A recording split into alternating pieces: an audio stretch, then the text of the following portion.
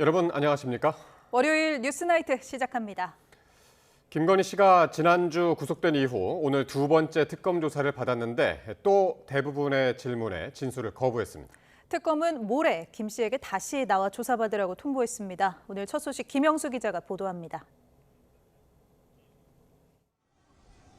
서울 남부구치소를 출발한 법무부 호송 차량이 1시간 동안 달려 광화문의 특검 사무실로 들어갑니다. 구속 뒤 1차 조사 때처럼 김건희 씨는 수갑을 착용한 상태로 특검에 소환됐습니다. 김 씨는 그러나 이번에도 대부분 진술을 거부했습니다. 특검은 오전 조사 1시간 40여 분 동안 공천 개입 혐의에 대해 추궁했지만 김 씨는 모른다거나 기억이 나지 않는다고 답한 걸로 파악됐습니다. 김 씨는 오후에 진행된 도이치모터스 주가 조작 조사에서도 같은 취지의 언급 말고는 입을 떼지 않았습니다. 특검은 이틀 뒤 재소환을 통보했고 김 씨 측은 출석 여부를 확정하지 않았습니다. 의혹의 정점, 김건희 씨가 소환된 날 집사 김예성 씨와 건진법사 전성배 씨도 나란히 특검에 출석했습니다. 김건희 씨에게 통일용 현안 청탁 전달을 할 수 있습니까? 명품 가방이랑 목걸이 지금 어디 있습니까? 전 씨는 김건희 씨와 통일교 측의 연결고리로 지목된 인물인데 특히 현안을 청탁하면서 명품 목걸이와 가방을 전달한 혐의를 받고 있습니다. 특검은 또 통일교가 전성배 씨를 통해 국민의힘 전당대회에 영향력을 미친 것 아닌지 의심하고 있습니다. 김건희 씨와 집사, 건진법사까지 3명이 한꺼번에 소환되면서 대질신문 가능성까지 거론됐지만 특검은 조사 시간이 겹친 건 우연이라고 설명했습니다. 이런 가운데 특검은 통일교 청탁 의혹의 핵심 인물 윤영호 전 통일교 세계본부장을 구속 상태로 재판에 넘겼습니다. YTN 김영수입니다. 윤석열 전 대통령이 내란 우두머리 혐의 재판에 5차례 연속으로 불출석했습니다. 김건희 씨는 구속 이후 특검의 2차례 소환 조사에 전부 응하면서 남편과는 다른 행보를 하고 있습니다. 조성호 기자의 보도입니다. 윤석열 전 대통령은 이번에도 내란 우두머리 혐의 재판에 나오지 않았습니다. 지난달 10일 다시 구속된 이후 벌써 5번째 연달아 불출석한 겁니다. 향후에도 계속 안 나오시는 건 맞는 건가요? 건강 회복되면 나오실 겁니다. 지금은 건강이 많이 안 좋으신가요? 재판부는 지난 기일과 마찬가지로 이른바 걸석 재판을 이어갔습니다. 피고인인 윤 전 대통령 없는 상태로 육군 수방사 부사관 등에 대한 증인 신문을 진행했습니다. 윤 전 대통령은 재판 말고도 특검에 거듭된 소환 요구와 체포영장 집행에도 완강하게 버티고 있습니다. 부인 김건희 씨가 구속 이후 2차례 특검 소환 조사에 모두 나온 것과 대비됩니다. 이런 상반된 행보는 두 사람의 법적인 처지가 다르기 때문이란 해석이 나옵니다. 사형과 무기징역이 가능한 내란 혐의를 받는 윤 전 대통령이 수사와 재판 자체를 부정하는 전략을 택했다면 김 씨의 경우 협조하는 모습을 보이되 진술 거부권을 행사하는 게 앞으로 재판에서 양형 등에 유리하다고 판단했을 수 있다는 겁니다. 조사 과정에서 특검의 증거 확보 여부와 수사 진도 등을 가늠하려는 김 씨 측 의도도 엿보입니다. 각기 다른 전략으로 수사와 재판에 대응하는 윤 전 대통령 부부에 맞서 특검 수사는 날로 강도를 높이고 있습니다. YTN 조성호입니다. 윤석열 전 대통령이 지난해 비상계엄 당시 이진우 전 수도방위 사령관에게 계엄을 다시 하면 된다고 언급했다는 법정 증언이 또 나왔습니다. 서울중앙지방법원은 오늘 윤 전 대통령의 내란 우두머리 혐의 공판을 열고 이 전 사령관의 운전 수행 부사관 이모 씨에 대한 증인 신문을 진행했습니다. 이 씨는 비상계엄 당일 윤 전 대통령이 이 전 사령관과 통화를 하며 계엄을 다시 하면 된다고 말했고 총기와 관련해서는 총을 쏘더라도 라는 언급이 있었다고 진술했습니다. 내란 특검이 내일 한덕수 전 국무총리를 피해자 신분으로 불러 추가 조사할 예정입니다. 특검은 한 전 총리가 계엄 당시 대통령의 제1보좌기관이자 국무회의 부의장으로서 헌법적 책무를 다했는지, 형사적 책임을 물을 부분은 없는지 조사한다는 계획입니다. 한 전 총리가 계엄 선포 뒤 사후 계엄 선포문이 작성됐다가 폐기된 과정에 관여했는지에 대해서도 조사가 이뤄질 전망입니다. 특검은 조사 이후 사실관계 등을 살펴보고 한 전 총리에 대해 구속영장을 청구할지 결정한다는 방침입니다. 통일교의 각종 선거 개입 의혹을 수사하고 있는 김건희 특별검사팀이 국민의힘을 다시 찾아 압수수색을 위한 협의에 나섰습니다. 500만 명 당원 명부를 요구했다는 주장은 사실이 아니라고 밝혔는데도 야당의 완강한 거부가 이어지자 특검의 고심도 깊어지고 있습니다. 이준엽 기자가 보도합니다. 김건희 특검이 국회에 있는 국민의힘 사무총장실을 찾아 압수수색에 대한 협조를 요청했습니다. 지난 13일 당직자들과의 장기간 대치 끝에 무산된 영장 집행 재시도를 위해 협의에 나선 겁니다. 특검이 필요로 하는 건 통일교 신도 명단과 2021년 12월부터 지난해 4월 사이 국민의힘 당원 명부를 대조하는 작업입니다. 지난 2023년 전당대회에서 권성동 의원을 당선시키기 위해 교인들이 무더기로 가입한 게 아닌지 확인하기 위한 절차입니다. 특검은 여전히 협의를 강조하고 있지만 500만 당원 명부 전부를 요구한다는 국민의힘 주장에 대해선 선을 긋고 있습니다. 프로그램을 돌리기만 하면 당원 명부가 특검 측에 유출되는 일 없이 신도 명단과의 일치 여부를 확인할 수 있어서 첫 압수수색 때부터 이를 충분히 설명하고 자료 협조를 받기로 정점식 사무총장 측과 논의한 상태였다는 취지입니다. 신자들의 당원 가입 여부는 의혹의 핵심 물증인 만큼 특검은 오는 20일 만료되는 영장을 연장해서라도 집행한다는 방침이지만 시기나 방법을 두고는 고심을 이어갈 것으로 보입니다. YTN 이준엽입니다. 국민의힘은 당사 압수수색 재시도 가능성에 대비해 이 특검 사무실과 법원을 항의 방문하는 등 방어 총력전에 돌입했습니다. 민주당은 국민이 해산시키기 전에 스스로 해체하라고 날을 세웠습니다. 박광렬 기자입니다. 뼈약 뼛속 국민의힘 의원들이 광화문 김건희 특검 사무실 앞과 서울중앙지법 앞에 연달아 집결했습니다. 특검의 당원 명부 1차 확보 시도는 막았지만 영장 시한이 20일까지인 만큼 다시 들이닥칠 가능성에 대비해 결사항전에 나선 겁니다. 대규모 특검을 출범시킨 그 자체가 정치적 목적이 담긴 것입니다. 야당을 털어라. A부터 Z까지 탈탈 털어라. 이렇게 민주당이 하명하고 있는 것입니다. 비상대기령이 내려지며 지도부 회의도 당사에서 이뤄졌습니다. 당원 전체를 잠재적 범죄자 취급한다며 정당 해산으로 가기 위한 빌드업이 아니냐고 목소리를 높였습니다. 비상대책위원장 집무실 당사 이전, 철야 비상대기와 같은 당사 엄호 방안도 추가로 나왔습니다. 끝까지 당원 명부, 개인정보를 지키겠다. 적절하게 조를 구성을 해서 압수수색 영장 마지막 날까지 당사를 지키도록. 민주당은 압수수색 저지 시도를 두고 이젠 고쳤을 수도 없는 수준이라며 국민의힘 해산론을 거듭 부각했습니다. 구구의 힘은 더 이상 고쳐쓸 수 없는 지경, 재활용 불가 상태에 이르고 있습니다. 내란 정당 국민의힘은 진짜 국민의 힘으로 해산시켜야 합니다. 여기에 특검에 항의하며 당사에서 24시간 농성 중인 김문수 당대표 후보도 도마에 올렸습니다.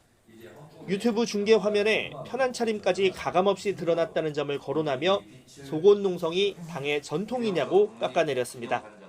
농성이 온종일 유튜브로 생중계되고 속옷 차림이 사진이 온라인에 퍼지면서 국민들께 불편과 수치심을 안기고 있습니다.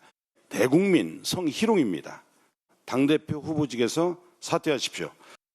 전당대회가 임박한 데다 곳곳에서 동시다발적으로 조여오는 수사망에 더는 물러서선 안 된다는 국민의힘 내 반발은 더 거세지는 기류입니다. 어떤 식으로 결론이 나든 경색된 여야 관계의 실마리를 찾는 데 악재로 작용할 거란 전망입니다. YTN 박광렬입니다. 정치권이 고 김대중 전 대통령 서거 16주기 추모식에 나란히 참석했지만 여야 대표는 여전히 악수조차 없는 냉랭한 기류를 유지했습니다. DJ 정신 계승을 강조하면서도 상대를 겨냥한 날선 발언들을 덧붙이며 사실상 극한 대치 전국을 예고했습니다. 강민경 기자입니다. 광복절 연휴 직후 열린 고 김대중 전 대통령의 16주기 추모식. 나란히 앉은 여야 수장은 사흘 전 광복절 경축식 때와 마찬가지로 마치 상대방이 없는 듯 앞만 바라봤습니다. 한평생 화합을 강조한 고인의 철학이 무색한 장면이었습니다. 먼저 연단에 선 더불어민주당 정청래 대표는 1980년 광주가 2024년 내란을 몰아냈다고 포문을 열며 지금의 국민의힘은 대화 상대가 아닌 수사 대상이란 점을 분명히 했습니다. 당신이었다면 진정한 용서는 완전한 내란 세력 척결과 같은 말이라고 말하셨을 것이라 확신합니다. 국민의힘 송원석 비상대책위원장도 가만히 있진 않았습니다. 민주당이 정치 보복을 멀리한 김대중 리더십을 본받기는커녕 국민 편을 가르고 진영 갈등을 유도하고만 있다고 날을 세웠습니다. 집권 여당이 야당을 대화의 상대방으로 인정하지 않고 말살해야 할 대상으로 규정하고 있는 작금의 현실. 이처럼 냉랭한 기류가 흐르는 건 8월 임시국회 시작과 맞닿아 있습니다. 오는 21일 첫 본회의가 열리는데 노란봉투법 등 쟁점 법안을 통과시키려는 민주당과 필리버스터로 맞불을 놓으려는 국민의힘이 벌써 극한 대치에 돌입한 겁니다. 대화와 소통이 가능한 정당 정치의 장으로 당장 돌아오십시오. 더센상법, 불법파업 조장법, 방송장악법 강행 처리를 즉각 중단하십시오. 여야가 통합과 화해의 정치라는 김대중 정신 계승을 강조하면서도 서로 팔짱만 낀 채 협치를 위한 기회를 놓쳤다는 지적이 적지 않습니다. 공식 행사장에서의 의례적 인사치레조차 사라진 정치 현실이 언제까지 이어질지 현재로선 난망한 상황입니다. YTN 강민경입니다. 광복절 특사로 사면 복권된 조국 전 조국혁신당 대표가 정치활동을 본격적으로 재개하며 내년 6월 선거 출마 가능성을 시사했습니다. 국민의힘은 반성도 성찰도 없는 파렴치한 행태라며 공세를 이어갔습니다. 임성재 기자의 보도입니다. 조국 전 혁신당 대표는 출소 사흘 만에 친여 성향 유튜브 방송 출연으로 첫 공개 행보에 나섰습니다. 내년 6월 국민으로부터 한 번 더 심판받겠다며 지방선거나 국회의원 재보선 출마 의지를 숨기지 않았습니다. 저희 비판하신 분까지 포함해서 국민들의 제 의견을 다시 얘기하고 정치적 선택을 받아야 되는 거죠. 다만 더불어민주당과의 합당 가능성이나 대권에 도전할 의지가 있는지에는 말을 아끼며 정치인으로서 자질과 능력, 경험을 쌓아나갈 거라고 몸을 낮췄습니다. 조 전 대표의 발걸음은 진보 민주화 진영의 상징인 김대중 전 대통령의 묘역으로도 향했습니다. 이 자리에선 극우화된 국민의힘 세력을 절반 이상으로 줄여야 한다며 자신의 투쟁력과 선명성을 유감없이 발휘했습니다. 내년 지방선거 총선을 통해서 국민의힘을 지금보다 반 이상 줄여야 된다. 저는 마음 같아서는 0이 돼야 된다 생각합니다.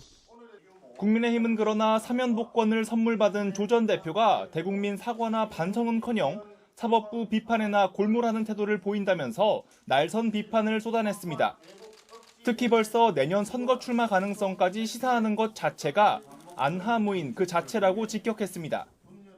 양심도 성찰도 반성도 없는 조국의 파렴치한 행태는 이재명 정부의 발목만 잡을 뿐입니다. 최근 여권 지지율 하락에 기여한 조 전 대표가 고맙다는 비아냥과 함께 무죄라면 재심을 청구하란 발언들도 잇따랐습니다. 자신의 사면을 둘러싼 우려와 비판에 행동으로 답하겠다고 한 조국 전 대표, 국민의힘의 집중 공세뿐 아니라 정치적 동반자이면서 라이벌이 될 수 있는 민주당과의 관계를 어떻게 극복해 나가느냐가 최우선 과제가 될 것으로 보입니다. YTN 임성재입니다.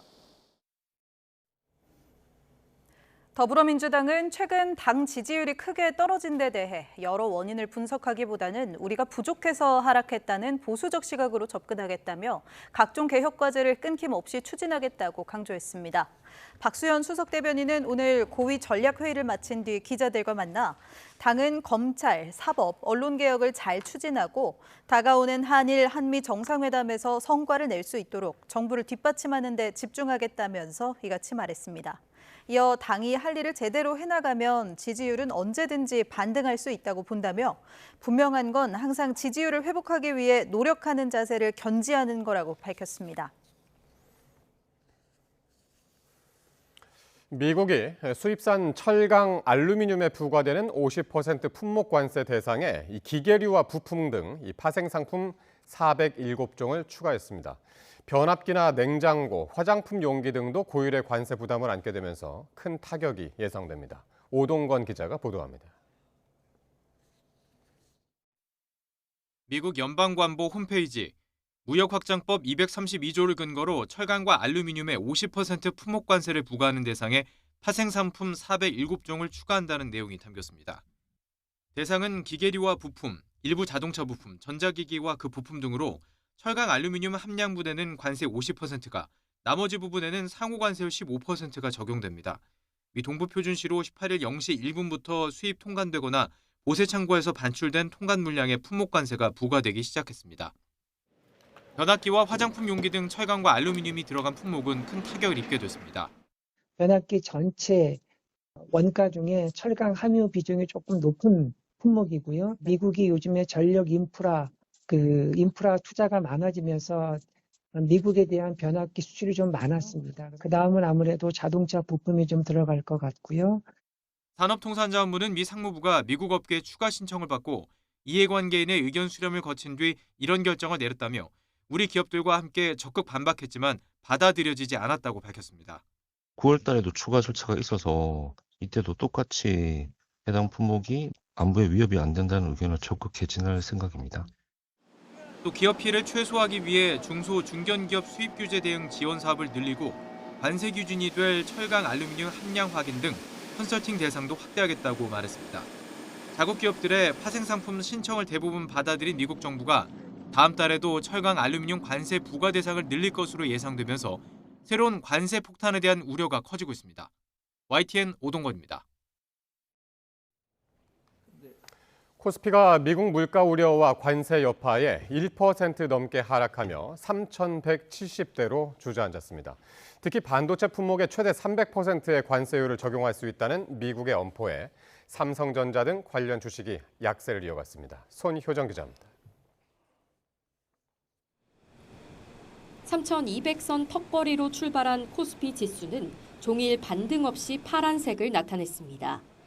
장중 낙폭은 커졌고 마감 직전 3,180선 아래까지 미끄러졌습니다. 결국 1.5% 하락하며 3,177선에서 거래를 마쳤습니다.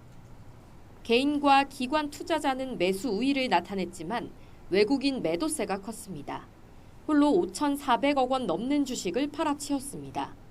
마찬가지로 내림세로 출발한 코스닥도 2% 넘게 빠지며 800선 아래로 마감했습니다.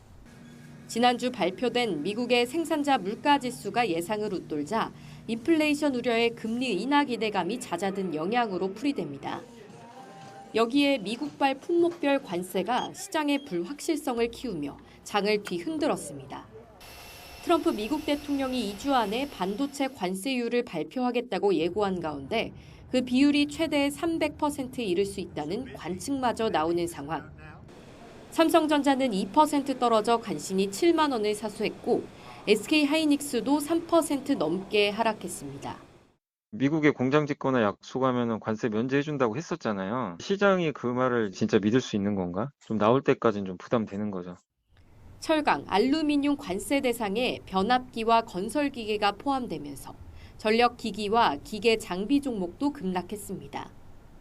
우리 정부의 증시 활성화 정책 논의마저 속도가 나지 않으면서 당분간 시장 관망세는 계속될 거란 관측이 나옵니다. 이런 가운데 원달러 환율은 달러와 약세 오후 3시 반 기준 전 거래일보다 3원 오른 1,385원을 기록했습니다. YTN 손효정입니다. 지난 광복절 경축사를 통해 남북관계 개선 의지를 확실하게 밝힌 이재명 대통령이 북한에 거듭 손을 내밀었습니다. 기존 남북 합의 중 가능한 것부터 단계적 이행을 준비하라고 지시했는데 곧 더 구체적인 긴장 완화 조치가 이어질 걸로 보입니다. 강진원 기자의 보도입니다. 노란색 민방위복을 입은 이재명 대통령이 취임 이후 첫 을지 국무회의를 주재했습니다. 18일부터 21일까지 나흘 동안 진행되는 범정부 차원의 비상대비 훈련을 점검하기 위해서입니다. 이 대통령은 을지 연습을 통한 안보 태세 파악과 위기관리 능력 제고의 중요성을 강조했습니다. 전통적인 군사 위협을 넘어서서 경제, 기술, 환경 요소 등이 얽힌 복합 위기에 대비한 통합적인 안보 역량이 필요한 상황입니다. 진짜 유능한 안보는 평화를 지키는 것이란 대북정책 소신 또한 재차 꺼내들었습니다. 작은 실천이 쌓이면 신뢰가 회복될 거라며 굳건한 대비태세 위에서 긴장 완화 조치를 일관되게 추진하겠다는 뜻을 분명히 밝혔습니다. 관련 부처는 기존 남북 합의 중에서 가능한 부분부터 단계적인 이행을 준비해 주시기 바랍니다. 접경지에서 군사훈련 중단 등 9.19 군사합의의 선제적, 단계적 복원 등이 우선 거론됩니다. 이 대통령은 비공개 을지 국가안전보장회의, NSC 전체 회의에서도 대북 유화 기조를 이어갔습니다. 을지 연습은 전시에 우리 국민을 보호하기 위한 방어적 성격이라며 북한을 공격할 의도가 전혀 없다고 못 박았습니다. 을지 연습은 우리 국민의 생명과 안전을 지키는 방어적 성격으로 이를 통해 북한을 공격하거나 한반도 긴장을 고조시키려는 의도가 없음을 분명히 했습니다. 북한이 우리 측의 전시 대비 훈련에 민감하게 반응하는 걸 고려한 언급으로 보입니다. 남북 간 불신의 벽이 여전히 높은 상황에서 이재명 대통령에 잇따른 신뢰 회복 메시지가 대화에 물꼬를 틀 수 있을지 주목됩니다. YTN 강진원입니다. 조현 외교부 장관은 한반도 비핵화와 관련해 동결에서 감축, 폐기로 이어지는 단계적 전략을 마련하겠다고 밝혔습니다. 이에 앞서 북미 대화와 남북 대화 재개가 우선이라고 밝혔는데요. 다음 주 열릴 한미 정상회담에서 이를 위한 진전된 내용이 나올지 주목됩니다. 홍선기 기자가 보도합니다. 이재명 대통령은 지난주 광복절 경축사에서 내놓은 대북 메시지를 통해 한반도 비핵화에 대한 의지를 다시 한번 강조했습니다. 평화로운 한반도는 핵 없는 한반도이며 주변국과 우호적 협력을 기반으로 하는 한반도입니다. 조현 외교부 장관은 이와 관련해 단계적 비핵화 전략을 준비할 것이라고 밝혔습니다. 이를 위해서는 북미 대화와 남북 대화 재개가 우선이라는 것도 분명히 했습니다. 이를 바탕으로 동결, 감축, 폐기로 이어지는 단계적 비핵화 전략과 실행 방안을 마련하고 중러 등 주변국의 건설적 역할 또한 견인해 나가겠습니다. 그러나 북한의 단계적 비핵화가 북핵 문제에 대한 새로운 접근법은 아닙니다. 역대 정부마다 조금씩 차이는 있었지만 핵 동결에서 완전 폐기로 가는 단계를 내세워 왔습니다. 다만 북한이 비핵화 논의 자체를 거부하는 상황이 관건인데 동결을 앞세울 경우 북한의 대화 재개의 명분을 줄 수 있다는 분석도 나옵니다. 출발에서는 핵 군축으로 시작해서 마지막 최종 상태는 비핵화로 가는, 다시 말해서 핵 군축적 과정을 통한 비핵화, 이런 부분에 절충점이 충분히 있다, 저는 그렇게 생각합니다. 조현 외교장관은 오는 25일 열릴 한미 정상회담에서 성과를 도출할 수 있도록 노력하겠다고 말해 북핵 문제에 있어서도 진전된 내용이 나올지 주목됩니다. YTN 홍선기입니다.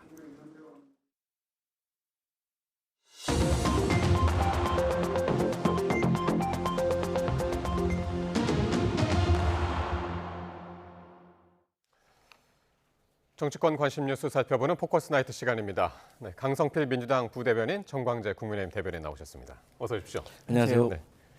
안녕하십니까.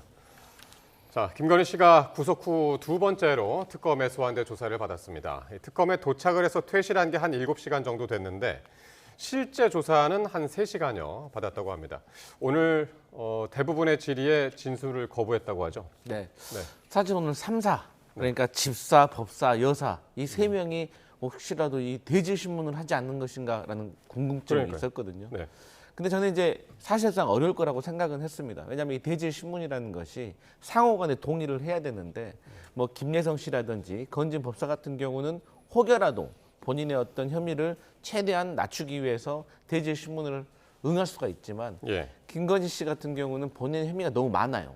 그렇기 때문에 본인이 이 A라는 어떤 혐의에 대해서 설명을 하다가 B, C, D 다른 혐의에 대해서 솔직하게 털어놓는 그런 위험성이 있기 때문에 아무래도 진술 거부권을 사용할 것이다라는 것이 예상이 됐었죠. 예. 하지만 이것이 꼭 대질신문하지 않는다고 하더라도 동시간대에 다른 방에 각자의 피해자가 들어가 있고 또 담당 검사들이 메신저를 통해서 뭐 건진 법사한테 물어봤던 내용을 다시 한번 김건희 씨에게 확인할 수 있고 또 김미성 씨에게 확인을 할 수가 있거든요. 그래서 예. 실질적으로 다른 공간에 있다고 하더라도 대질신문의 효과는 볼 수가 있는데 어쨌든 김건희 씨가 전혀 입을 열지 않았다고 했으면은 큰 어떤 성과는 없었을 것이다. 하지만 김예성 씨도 어쨌든 지금 구속이 된 상태잖아요. 예. 그러면 구속된 지 얼마 안은 이 시점에서 상당히 정신적으로 혼란이 올 겁니다. 그래서 또 유의미한 진술을 받아냈을 수도 있겠다. 이런 기대는 해봅니다. 그러니까 지금 말씀하신 것처럼 오늘 집사와 법사, 김혜성 집사, 건진 법사 이제 전성배 씨 같이 조사를 받았는데, 그러니까 동시간대 조사를 받았는데 이건 우연의 그냥 일치다. 특검은 그렇게 말하더군요. 예. 김건희 여사는 일단 소환 조사에는 적극 응하되 본인이 갖고 있는 방어권, 그러니까 진술 거부권을 적극적으로 행사하겠다라고 이미 마음을 굳힌 것 같습니다. 특검이 어떤 조사를 하든 간에 어떤 얘기를 본인이 해도 결국에는 본인에게 굉장히 불리하게 작용할 것이다. 예. 특검은 특검의 스케줄대로 시나리오대로 갈 것이기 때문에 어떤 유의미한 대답을 하지 않기로 한 것 같아요. 그래서 결국에는 재판에서 다퉈보겠다는 뜻인 것 같고요. 예. 대질신문이 왜 이루어지지 않았는가? 이 부분은요. 대질신문이라는 것은 서로 이야기하는 것이 상충될 때 과연 그 얘기를 듣고 누가 거짓말을 하고 있는가를 판단하는 수사 기법입니다. 그런데 지금 김혜성 씨나 건진 법사나 김건희 여사가 얘기하는 것 같고 전혀 결이 다른 얘기를 하고 있지 않아요. 김혜성 씨는 자신이 투자를 유치하는 과정에서 김건희 여사의 영향력 전혀 없었다 이렇게 얘기를 하고 있거든요. 김건희 여사도 그 얘기하고 있는 거고요. 건진 법사는 뭐 고가의 목걸이, 샤넬백 자신이 분실했다, 건네주지 않았다고 얘기하고 있고 김건희 여사도 받지 않았다고 얘기하고 있으니까 그 지금 두 사람 그러니까 결국에는 김혜성 씨 대 김건희 또 그리고 김건희 여사 대 건진 법사 이렇게 의견이 좀 상충해야 되는데 예. 똑같은 얘기를 하고 있기 때문에 대질신문으로 얻을 수 있는 수사적 이익이 없는 거죠. 그러니까 이제 언론에서 이제 동시에 이제 같은 시간대에 이제 소환 조사를 받기 때문에 이제 그런 예측을 이제 했었습니다만은 어쨌든 수요일 20일에 이제 다시 나와라 이제 3차 출석을 통보했는데 계속 만약에 이렇게 수사에 협조를 하지 않게 되면 조만간 구속 상태로 그냥 재판에 넘길 수도 있는 가능성도 있을까요? 저는 이제 개인적인 생각으로 네. 이제 김건희 씨 같은 경우나 다른 어떤 공범들도 네. 사실 구속 기소를 할 것 같아요. 그러니까 구속 재판을 받아야 될 것 같은 그런 생각이 듭니다. 왜냐하면 이 김건희 씨 같은 경우가 밖에 나오게 된다고 하면 사실 또 어떤 거짓말이라든지 어떤 증거 조작을 할 줄은 모르거든요. 사실 지금 김건희 씨는 상당히 죄질이 안 좋아요. 그러니까 별개의 혐의와 별개로 본인이 지금 홍콩에서 뭐 15년 전에 목걸이를 샀는데 그 목걸이를 뭐 자기 오빠의 장모 집에 갖다 놨다는 거 아니에요. 뭐 본인이 직접 갖다 놓지 않았다고 하더라도 이거 자체가 증거 조작인 거거든요. 그런데 이걸 실제로 줬던 서희건설에서 자수를 해버렸잖아요. 그러니까 지금까지 김건희 씨가 했던 해명들은 곧바로 거의 거짓임이 드러났기 때문에 예. 사실 지금 구속 기소를 하지 않으면 또 어떤 행동을 할지 모르기 때문에 수사 방해가 될 수 있기 때문에 특검으로서는 뭐 김건희 씨가 수사에 협조한다고 하더라도 만약에 예. 그런다고 하더라도 수사의 어떤 진척 상황을 위해서 저는 구속 기소는 피할 수가 없을 것 같다 이렇게 예. 보여집니다. 그게 언제인지는 모르겠으나 어쨌든 수사가 이제 열흘 플러스 열흘 이제 더 연장할 수 있는 상황이기 때문에 그게 언제인지는 이제 사실 모르겠으나 구속 기소 가능성이 크다 그런 말씀이셨고. 자, 이런 가운데 이 김건희 특검이 이 국민의힘에 다시 한번 통일교인들의 국민의힘 당원 가입 의혹 규명을 위한 수사 협조를 요청을 했습니다. 국민의힘 송원석 비대위원장의 발언 들어보시겠습니다. 당원의 이름, 주민등록번호, 전화번호뿐만 아니라 심지어 계좌번호까지 담겨있는 500만 당원들의 핵심 개인정보를 탈취하겠다는 개인정보 강탈이자 야당 사찰, 국민 사찰에 협조할 수가 없다는 이야기입니다. 자, 김건희 특검이 이제 지난주에는 여의도 중앙당사에 대한 압수수색을 했고요. 이번에는 이제 국회 본관에 있는 국민의힘 사무총장실 등을 찾아갔는데 지난번 1차 때는 새벽까지 대치를 했었잖아요. 네. 지금은 어떤 상황인가요? 제가 오늘 오후에 마침 사무총장실 앞에 대면인실이 있어서 예. 전체 과정을 봤는데 이번에는 압수수색을 이 국회로 찾아와서 직접 집행하겠다는 것이 아니라 사무총장을 비롯해서 조직부총장 이런 분들과 압수수색을 집행하는 과정에서 일종의 협의를 하기 위해서 국회 본관을 방문한 겁니다. 그런데 그 협의가 제대로 이루어지지 않았기 때문에 특검 압수수색 팀이 당사에 갔었고 7시쯤에 당사에서는 철수를 했다고 합니다. 그러니까 그 대치 시간이 과거처럼 이렇게 길었던 건 아닌데 아마 특검에서도 물리력을 동원해서 우리 당사에 대한 특히 이 당원 정보에 대한 압수수색이 현실적으로 좀 어렵다는 판단을 한 것으로 보입니다. 네. 그래서 우리 당과 조금 더 적극적으로 협의를 해서 그럼 어느 정도 수준까지 협의 제출이 가능한 것인가 이 부분과 관련해서 조금 더 논의가 있지 않을까 싶고요.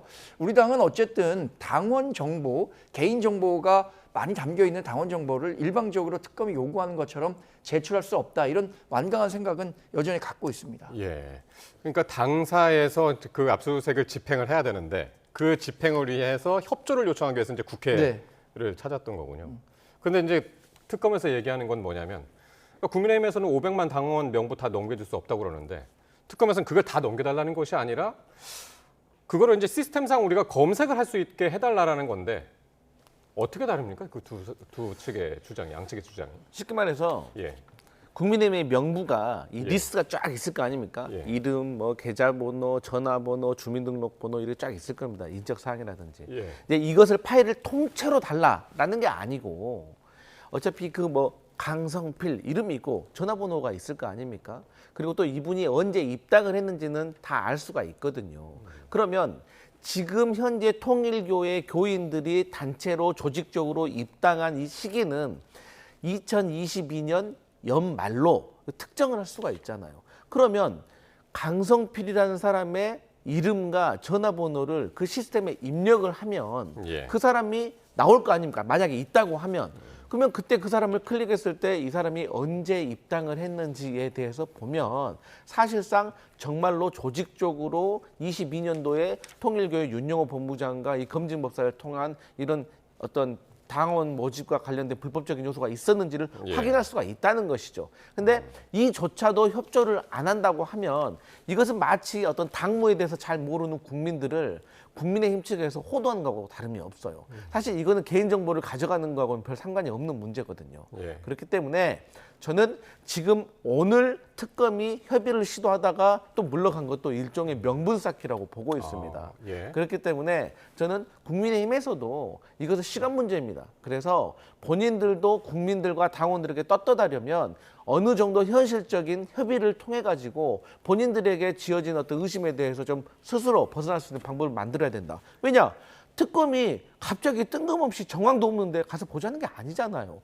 이 검진법사와 통일교회 윤영호 씨의 대화 내용에서 구체적인 게 드러났잖아요. 그리고 그때 당시에도 23년 1월에 김기현 후보가 사실 약체 후보였는데 갑자기 당원 100% 룰로 바뀌면서 이분이 당대표가 된 거 아니겠습니까? 그럼 이걸 확대해서 보자고 하면 당시에 김기현 후보가 아닌 다른 후보를 지지하려고 했던 당원들의 권리를 침해한 것이고 이것은 정당의 업무도 방해한 거거든요. 그렇기 때문에 저는 국민의힘에서 오히려 여기에 대해서 적극적으로 해명할 필요도 있어 보인다. 다만 어쨌든 정당의 당원 명부를 계속해서 억압적으로 강압적으로 취하려고 하는 것은 상당히 위험한 일이기 때문에 특검도 신중을 기하는 것 같다 이래 보입니다. 그러니까 특검이 지금 보려고 하는 게 통일교가 2022년도에 국민의힘 전당대회나 2023년도 대선 경선 과정에서 통일교가 영향을 미치려고 한 것 아니냐 이 부분을 들여다보려고 하는 건데 이게 그 영장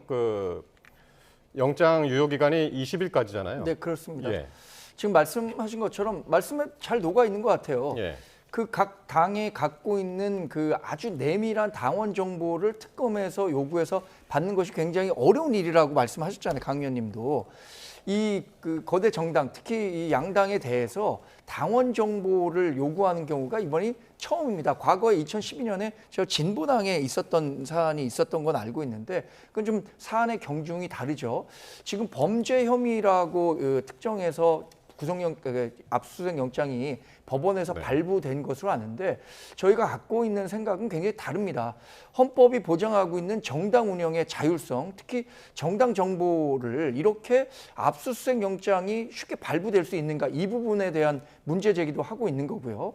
결국에는 이 당원을 가입하는 사람들은 자신의 비밀이 보장될 것을 전제로 당원에 가입하고 있습니다. 그런데 국민의힘이 그런 약속도 지켜주지 못한다면 어떻게 이 정당으로서 정당원에게 정당 가입을 독려할 수도 있겠습니까? 이거는 앞으로 정당이 운영되는 과정에서도 굉장히 중요한 선례가 될 수 있다는 점에서 이렇게 지금 특검이 요구하고 있는 당원 정보, 저희가 생각하기로는 절대 넘겨줄 수 없다는 것이 우리가 갖고 있는 원칙입니다. 예. 자, 고 김대중 대통령의 서거 16주기 추모식이 현충원에 서울에서 열렸는데 이 자리에서도 국민의힘은 특검 압수수색을 비판을 했습니다. 여야 대표 목소리를 한번 차례로 들어보시겠습니다. 나의 영원한 스승 김대중 대통령님께 1980년 광주가 2024년 12.3 내란을 몰아냈습니다. 그리고 오늘 당신이었다면 진정한 용서는 완전한 내란 세력 척결과 같은 말이라고 말하셨을 것이라 확신합니다. 집권 여당이 야당을 대화의 상대방으로 인정하지 않고 말살해야 할 대상으로 규정하고 있는 작금의 현실, 야당의 당사를 침입해서 개인정보 탈취 행위를 하고 있는 현실 앞에서 김대중 대통령님의 포용과 관용의 정치가 다시금 주목받고 있습니다. 자, 서울 현충원에서 오늘 열렸고요. 여야 대표가 이제 추모사를 통해서 서로에게 이제 날선 발언을 쏟아냈는데 조금 전에 이제 송원석 비대위원장 모습 보셨습니다. 계속 앞을 보고 있죠. 이 추모사 중에서 이제 바로 저 부분, 송 비대위원장이 즉석에서 발언을 한 거라고 그러던데. 눈썰미가 굉장히 좋으시네요. 앞을 보고 말씀하셨다는 것은 준비된 원고가 아니라는 뜻인데요. 추도사를 준비해 갔는데 정청래 민주당 대표가 먼저 이 추도사를 했죠. 이 과정에서 굉장히 도발적인 이야기들을 많이 했습니다. 그리고 정청래 대표가 사실 민주당 대표 된 이후에 사람과 악수한 것이다. 또 8.15 광복절 행사 때도 눈길 한번 안 주고 악수도 신청하지 않았잖아요.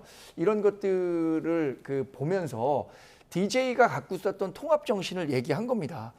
사실 김대중 대통령이 1997년에 대통령에 당선된 이후에 전두환 전 대통령의 말을 빌자면 본인의 시절 중에 김대중 대통령이 대통령일 때 가장 편했다 그래요. 왜냐하면 국가 원로로서 전직 대통령으로서 예우하고 이야기를 듣겠다라고 했습니다. 당시에 아마 기억하시겠지만 전두환 전 대통령은 김대중 전 대통령에게 사형 언도까지 내렸던 정치적 원한 관계에 있었음에도 불구하고 통합과 포용이라는 측면에서 본인이 대통령이 됐을 때 정치 보복은 하지 않았던 인물이죠. 그런데 김대중 대통령을 기리는 자리에까지 가서 내란 세력 척결이라는 말로 송 비대위원장을 도발했다는 점, 이런 점들이 아마 반영이 돼서 즉석에서 강도 높은 비판을 한 게 아닌가 싶습니다. 그러니까 정청래 대표의 발언에 대응하는 차원에서 또 공격적으로 날카롭게 이제 반응을 했다는 그런 의미인데요. 근데 이제 김대중 대통령께서 말한 이 포용이라는 것들, 이게 무조건적인 포용이 아닌 거예요. 최소한도로 어떻게 되었는지 진실은 규명한 다음에 그 다음에 어떤 법적 처벌도 책임도 갖는 것이고 그 이후에 어떤 특별 사면이라든지 어떤 다른 테두리 안에서의 포용을 얘기하는 것이지 지금의 상황에서 좀 적절한 말인가에 대해서는 좀 의문이 있습니다.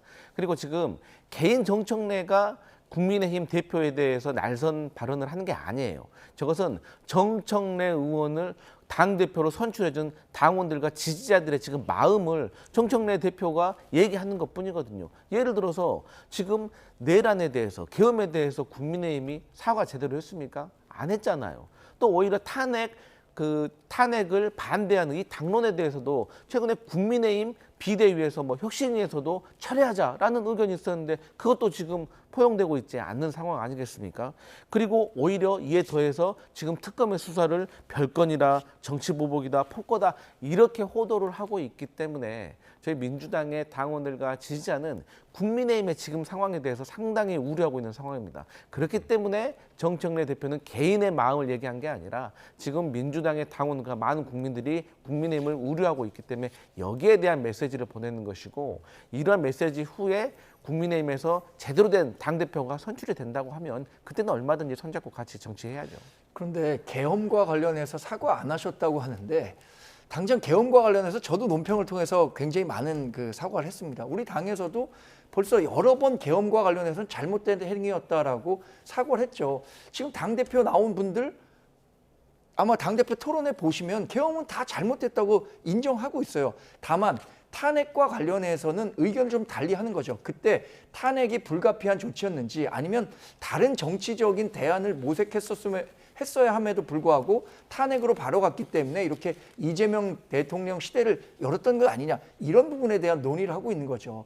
저는 내란 척결을 얘기하고 계시는데 지금 계엄의 주범이라고 하는 분들 다 지금 재판 받고 있습니다. 구속 상태에서 윤석열 전 대통령을 비롯해서 군경 종사자 10명 다 구속돼 있는 상태에서 재판을 받고 있는데, 상대 정당에 대해서 자꾸만 내란 세력이라고 한다면 어떻게 대한민국 정치가 앞으로 나갈 수 있겠는가. 저는 이런 그 프레임 자체가 본인의 강경한 지지자들을 자신의 팬덤으로 만드는 데는 성공할지 모르지만 결국 그 대한민국 정치를 후진적으로 만드는 겁니다.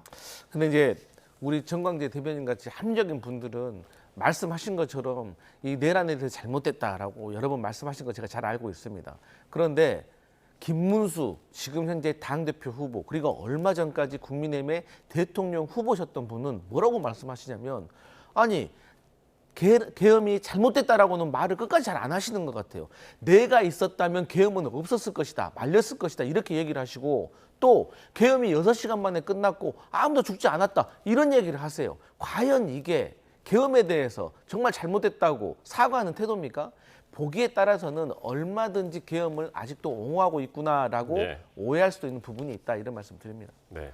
지금 뭐 저 화면으로 보기만 하더라도 두 사람이 너무 불편해 보이긴 합니다. 이 광복절 기념식에서도 뭐 악수는커녕 눈길 한번 안 줬었고, 그런 분위기가 오늘까지 이어졌는데 이게 언제까지 갈까요? 저는 앞서 말씀드렸지만 국민의힘에서도 저희가 민주당이 봤을 때 합리적인 주장을 하시는 분들이 있어요.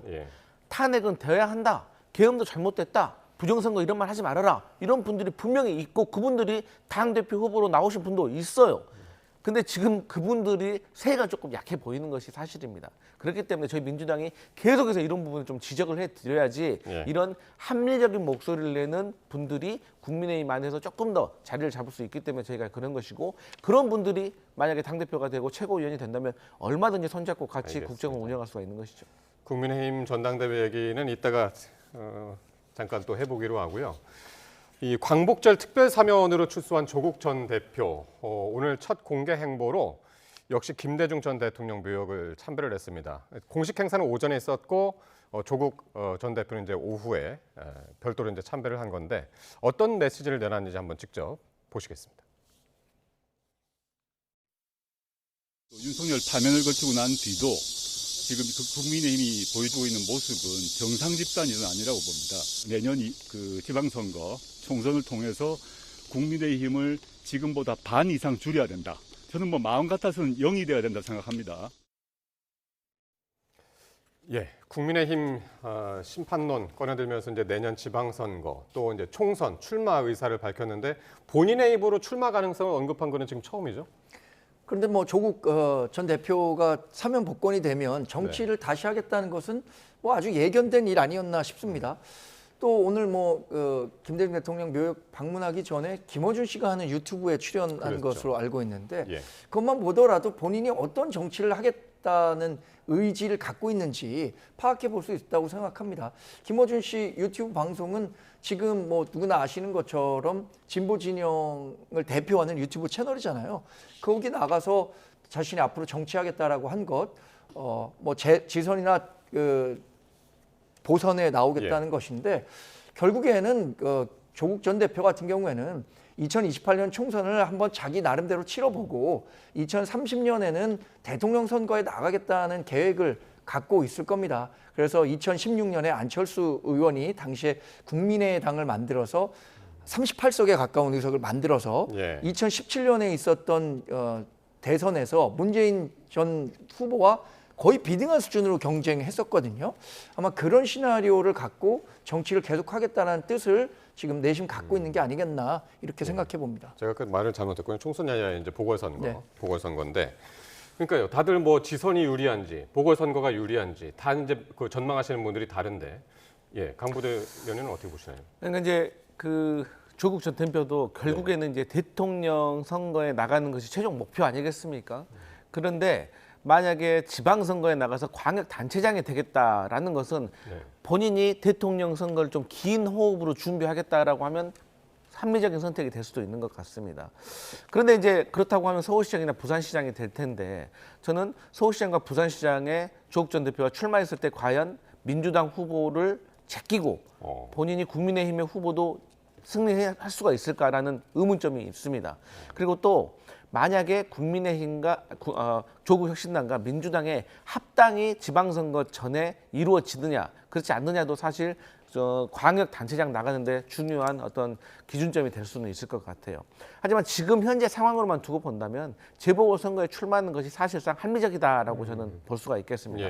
그러면 지금 현재 내년 지방선거에서 국회의원 재보궐이 확정된 곳은 이재명 대통령의 지역구였던 인천 계양과 강훈식 비서실장의 충남 아산에 있는데, 저는 앞으로도 그 재보궐 지역은 생길 거라고 생각합니다. 그런다면 그 재보궐 국회의원 선거 지역구에서 그나마 가장 험지로 분류되는 곳에 저는 조국 전 대표가 출마하는 것이 민주당과의 갈등도 상쇄시키고 본인이 또 대선 주자로서 뻗어나가는데도 큰 기회가 될 수가 있다라고 저는 분석하고 있습니다. 좋은 지역구가 있습니다. 부산 북구갑에 출마하시면 되겠네요. 그러면 전재수 민주당 의원이 지금 해양수산부 장관을 하고 있고, 다음 그 지방선거에서 부산시장 선거 출마 가능성이 굉장히 유력하게 거론되고 있잖아요. 지금 민주당이 부산 14개 지역구 가운데 한 곳만 차지하고 있는 것이 부산 북구갑인데 전재수 의원이 하고 있고, 본인이 부산 사람 강조하고 있잖아요. 일종의 험지라고도 할 수 있으니까 부산 북구갑에 조국 전 대표가 출마한다면 저는 민주당에서도 오케이 해줄 가능성이 있다고 보는데, 다만 서울시장이나 부산시장 이런 광역시 그 단체장 선거는 전 민주당이 용인하기도 어렵고 조국 전 대표도 섣불리 그 자리에 갈 거라고 생각하지 않습니다. 단체장은 정치적 중립 의무가 있기 때문에 조국 혁신당이 지금 12석 있다고는 하지만 조국 혁신당이 정치 일선에서 물러서는 순간 오합지졸에 불과하다는 것을 이미 경험했거든요. 조국 전 대표는 아마 어떻게든 원내에 진출해서 2028년 총선 이끌고 그 다음에 2030년 대선을 준비하지 않을까 싶습니다. 그러니까요. 2030년 대선을 바라보고 있을 거라는 분석들이 많기 때문에 그 과정에서 어떤 게 유리할지, 본인의 선택이 어떻게 될지 궁금한 상황이고요. 자, 한동훈 전 대표가 이 조국 전 대표의 사면을 사실상 탈옥이다, 이렇게 이제 규정을 하면서 만약에 무죄라고 생각한다면 재심을 청구해라 라고 그랬는데, 사면에 대한 논란이 지금 여전한 것 같습니다. 우리는 뭐 조국 전 장관에 대한 사면에 대해서 원천적으로 반대를 했었고요. 기왕 이재명 대통령이 사면권을 행사해서 조국 전 대표 사면했으니까 본인이 정말 억울하다면 상식적인 수준에서 재심을 청구하면 될 것 같거든요. 근데 지금은 재심 청구할 가능성은 없다. 뭐 지금 현재 과제를 풀어나가는데 집중하겠다라고 얘기를 하고 있는 거죠. 저는 한 전 대표가 이렇게 좀 목소리를 높인 것은 조 전 대표가 오늘 그 유튜브 출연해서 얘기했잖아요. 윤석열 전 대통령과 한 전 대표 도저히 용서할 수 없다라고 얘기했는데, 당시에 한 전 대표가 그 조국 전 대표를 수사한 것이 본인은 정치 보복성이라고 생각할지 모르지만 그때 당시엔 누구나 다 정의라고 생각했었던 것 아닌가요? 그래서 결국엔 죄가 있어서 대법원까지 가서 부부 모두 유죄 판결을 받았던 거고요. 그런데 그 부분에 대해서 개인적 원한 감정을 갖고 절대 용서할 수 없다라고 얘기한다면 공적인 영역에서 활동하는 사람치고는 너무 좀 속 좁은 발언이었다, 이렇게 평가합니다. 그러니까 그 부분에 대해서는 민주당 안에서도 3대 맞을 것을 10대 맞았다, 이제 그런 식으로 표현을 하던데, 아예 안 맞을 것 맞았다라고 하시는 분보다는 그런 의견들이 많은 것 같습니다. 맞습니다. 저도 자주 말씀드리지만 조국 전 대표가 무죄다, 잘못이 하나도 없다, 저는 그렇게 생각하지 않습니다. 다만 잘못은 했는데 과연 그에 합당한 어떤 처벌을 받았느냐. 그러니까 쉽게 말해서 매를 많이 맞았다, 세게 맞았다. 저는 이러한 의견에는 동의합니다. 그런데 저는 한동훈 전 대표가 이런 모습을 볼 때, 그러니까 비교적 쉬운 문제에는 상당히 잘 나섭니다. 그런데 어려운 문제에는 상당히 침묵하는 편이 있어요.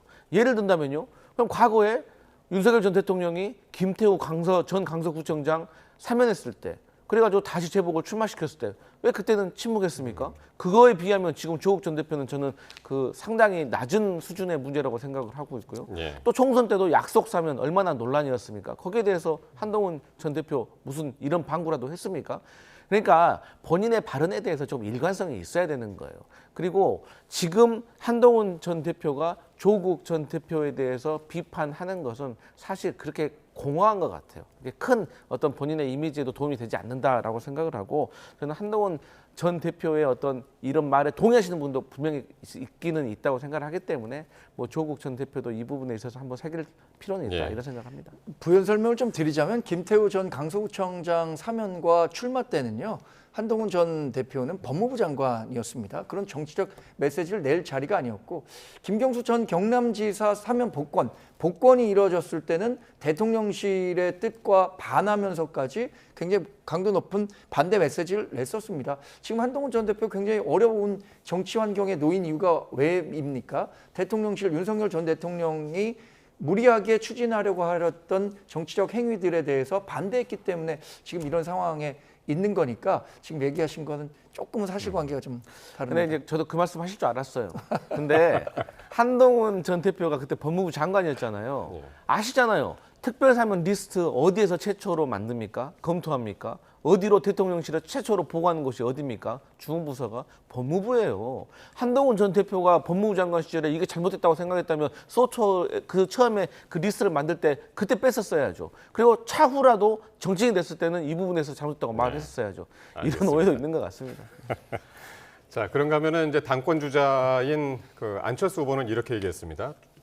조국 전 대표 더 가열찬 활동을 해달라 이렇게 비꼬았는데, 왜냐하면 최근에 여론조사가 이제 계속 이제 나왔는데 이재명 대통령하고 민주당 지지율이 계속 이제 떨어지는 게 조국 전 대표가 상당 부분 지금 기여를 하고 있다, 이제 그렇게 보는 것 같습니다. 그래서 지금 이제 보시는 대로 지난 8월 첫 주에 56.5에서 51.1로 떨어졌고, 그 전주보다는 이제 확실히 떨어져서 60% 넘던 지지율이 이제 50% 초반으로 이제 떨어졌단 말이죠. 그리고 당 지지율도 한번 보면 이게 이제 추세인데 더불어민주당과 국민의힘 이제 추세인데요. 39.9 대 36.7로 이제 상당히 좁혀졌단 말이죠. 네. 예. 이런 게 이제 사면 복권, 이재명 대통령이 이제 사면 복권 결정과 관련이 있을 것이다. 그런 의미로 이제 안철수 후보가 이제 지적을 한 거거든요. 뭐 지난 8월 1주와 2주에 그 전국의 가장 큰 핵심은 역시 사면과 관련한 논란이었습니다. 조국 전 대표가 오늘 이렇게 국정 지지율 떨어지고 민주당 지지율 떨어진 것에 본인의 역할은 한 n분의 1 정도 되는 것 아니냐 이렇게 말씀하셨는데, 그렇죠. 예. 저는 한 n분의 8 정도 되는 역할을 하신 것 같아요. n분의 1은 본인이 초래한 논란에 대해서 너무 과소평가하신 거라고 생각합니다. 구체적인 수치는 말씀드리지 않겠지만 국정 지지율과 조국 전 대표에 대한 사면이 적합하냐 그렇지 않느냐 분명한 차이가 있었습니다. 지금의 지지율은 그 분명한 차이의 중간점 정도로 수렴하고 있는 상황이거든요. 저는 앞으로 조국 전 대표가 이렇게 사면이 됐음에도 불구하고 반성하는 모습 없이 굉장히 당당하게 자꾸만 메시지를 내는 이런 모습이 계속될수록 이재명 대통령에 대한 국정 부담은 계속 커질 거고요. 예. 그 지지율 역시 더 떨어질 가능성이 크다고 봅니다. 예. 저는 사실 이제 그 조국 전 대표 사면은 예상은 되어 있었는데, 그렇기 때문에 조국 전 대표를 사면을 했을 때 부정적인 영향은 분명히 있을 거라고 생각을 했습니다. 근데 이제 저희가 생각했던 것보다는 조금 더 큰 부정적으로 작용한 건 사실인 것 같아요. n분의 1보다 큽니까? 뭐 사실 n분의 1 자체라는 말이 저는 정확한 표현이 잘 모르겠어요. 네. 그런데 어쨌든 그 n이 소문자 n이 될지 대문자 n이 될지는 사실 또 앞으로도 조국 전 대표가 어떤 행동을 하느냐에 따라 달라질 수도 있다고 생각을 하고, 네. 사실 그 어떤 포션 자체도 더 커질 수도 있고 더 줄을 수도 있다고 생각을 해요. 다만 저는 이제 지금까지 역대 대통령들이 그 특별 사면을 했을 때 야당의 어떤 정치인들과 야당의 지지자들은 항상 우려를 해왔어요. 그렇기 때문에 이번에도 그 연장선상에서는 어느 정도 부작용이 있을 거라고 생각을 했는데 예. 제가 조금 우려스러운 거는 국민의힘이 사실상 저렇게 못하고 있는데 저렇게 지금 국민들한테 실망스러운 모습을 보고 있는데도 불구하고 저 정도의 어떤 여론조사에서 오차 범위 내까지 정당 지지율가 붙었다는 것은 그러니까요. 저희가 상당히 경계를 해야 될 부분이다라고 생각을 합니다. 예. 근데 이제 조국 전 대표 같은 경우가 저희 당이 아닙니다. 야당의 대표잖아요. 그렇기 때문에 그럼에도 불구하고 조국 전 대표가 이재명 대통령께서 정말 정치적인 부담을 결단을 한 거 아니겠습니까? 예. 이런 부분에 있어서 본인이 조금이라도 이제 고마운 마음이 있다면 저는 좀 당분간이라도 좀 국민들, 그러니까 어떤 국민들은 조국 전 대표가 억울하다, 정말 특별사면이 잘 됐다라고 생각하실 수도 있지만 또 어떤 국민들은 그렇지 않을 수도 있거든요. 그렇기 때문에 그런 국민들 앞에 조금 겸손한 모습을 보여주는 것이 어떨까 그렇게 생각을 합니다. 그렇군요.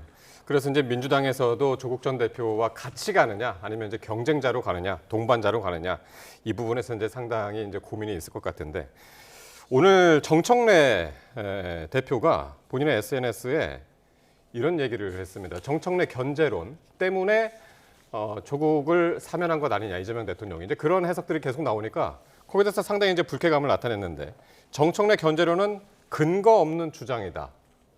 이간질할 요량이었다면 꿈 깨시라. 이렇게 이야기를 했는데 이 부분은 어떻게 들으셨습니까? 전 뭐 결과적으로는 정청래 견제론에 힘이 실렸다고 봅니다. 동기는 다를 수 있을 거라고 생각하는데, 그러나 결과적으로 지금 조국 전 대표가 사면 복권되고 본격적인 정치 활동을 시작하면서 적어도 민주당 내에서 다른 꿈을 꾸고 있는, 그러니까 정청래 민주당 대표도 본인의 그 정치적 비전이 있을 거 아닙니까? 그러니까 최근 들어서 더욱더 강성 메시지를 내면서 본인의 팬덤을 형성하려고 할 텐데, 조국 전 대표의 사면 복권이 결국에는 정청래 민주당 대표를 견제할 수 있는 카드로서의 역할을 하게 됐다. 그런데 네. 처음부터 정청래 민주당 대표를 견제하기 위해서 조국 전 대표를 이번에 사면해야겠다라는 생각은 하지 않았을 것 같거든요. 상식적으로는. 그러나 결과적으로는 그런 상황으로 이어지고 있다. 이런 평가가 가능하겠죠. 예. 저는 이제 뭐 정청래 대표가 거대 야당에서 그것도 압도적인 지지를 받아서 당대표가 된 분 아니겠습니까? 그렇기 때문에 대선 주자로 분류되는 건 당연하다고 생각을 해요. 근데 조국 전 대표 같은 경우도 어쨌든 범여권에서 대선 주자로 오래전부터 분류됐던 분이잖아요. 그렇기 때문에 저는 이간질이 아니라 정청래와 조국이라는 두 명의 어떤 잠룡이 어떤 같은 그레이드로 저는 분류가 됐다라는 점에서 정청래 대표에게도 저는 뭐 그리 나쁜 그런 정도의 상황은 아닌 것 같다.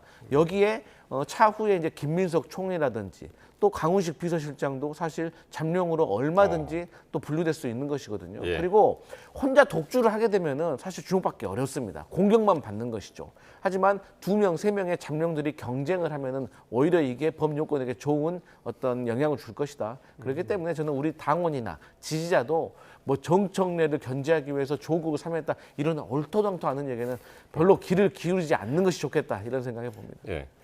시간이 별로 없는데 이제 마지막으로 요 얘기는 꼭 해야 되는 게 국민의힘 전당대회 얘기인데요. 22일이니까 이제 며칠 안 남았는데, 이 찬탄파 단일화, 찬탄파 하면은 안철수 후보하고 조경태 후보. 요게 이제 마지막 변수로 떠올랐는데 내일이 데드라인이라면서요. 내일까지는 만약 한다면 내일까지 해야 된다면서요. 저희가 19일까지. 22일이 전당대회니까 20일, 21일 이틀에 걸쳐서 당원 조사가 시작됩니다. 네. 그러니까 결국에는 내일까지 단일화가 되지 않으면 21일에 그 실시되는 국민 여론조사나 당원 효과가 여론조사에 떨어지는 반영이 될 수가 없죠. 예. 저는 뭐 그 단일화의 당위성은 느끼는데 현실적으로 가능할지에 대한 그 가능성은 좀 낮게 봅니다. 안철수 후보가 워낙 단일화라는 프레임에 오랫동안 시달려 있었는데 당내 선거에서까지 단일화의 대상으로 선뜻 나서려고 할까라는 것들 때문에 단일화가 쉽진 않을 것 같습니다. 그러니까 지금 이게 결선 투표에 가느냐 마느냐, 2등까지 해야, 그리고 1등이 50%가 안 되고 2등 해야 둘이 이제 결선으로 가는 건데, 2등도 지금 될까 말까 한 상황이라서 이제 찬탄파 후보들이요. 그래서 이제 단일화가 중요한 변수거든요, 지금. 저는 개인적으로 안철수 후보나 조경태 후보를 마음으로 간절하게 응원하는 사람이기 때문에 좀 두 분이 잘 됐으면 좋겠어요. 그런데 안철수 후보가 조금 생각을 달리하셨으면 좋겠어요. 네. 본인의 지금 목표는 2등을 해서 결선에 올라가는 게 아니라 당대표가 되는 거잖아요. 그러면 지금 이 시점에서는 저는 조경태 후보와 단일화에 나서는 것이 저는 본인에게도 저는 합당하다고 생각을 합니다. 예. 근데 본인 스스로 자력으로 2등은 할 수 있다라고 생각을 하시는 건데 다시 한번 말씀드리지만 이번 전당대회 본인의 목표는 2등을 하는 게 아니라 당대표가 되는 것이다. 그렇기 위해서는 모든 혁신 세력을 다 끌어모으는 것이 지금에서는 조금 더 합리적인 판단이 아닐까 이런 생각해 봅니다. 그렇군요. 19일 화요일까지는 이제 단일화가 만약에 한다면은 그때까지는 이루어져야 되는데 한동훈 전 대표도 이제 연대와 희생만이 희망이다 이러면서 이제 압박을 하고 있는 상황이어서 이게 어떻게 진행될지 19일 하루 한번 지켜보도록 하겠습니다. 강성필 민주당 부대변인 그리고 정광재 국민의힘 대변인과 함께했습니다. 고맙습니다.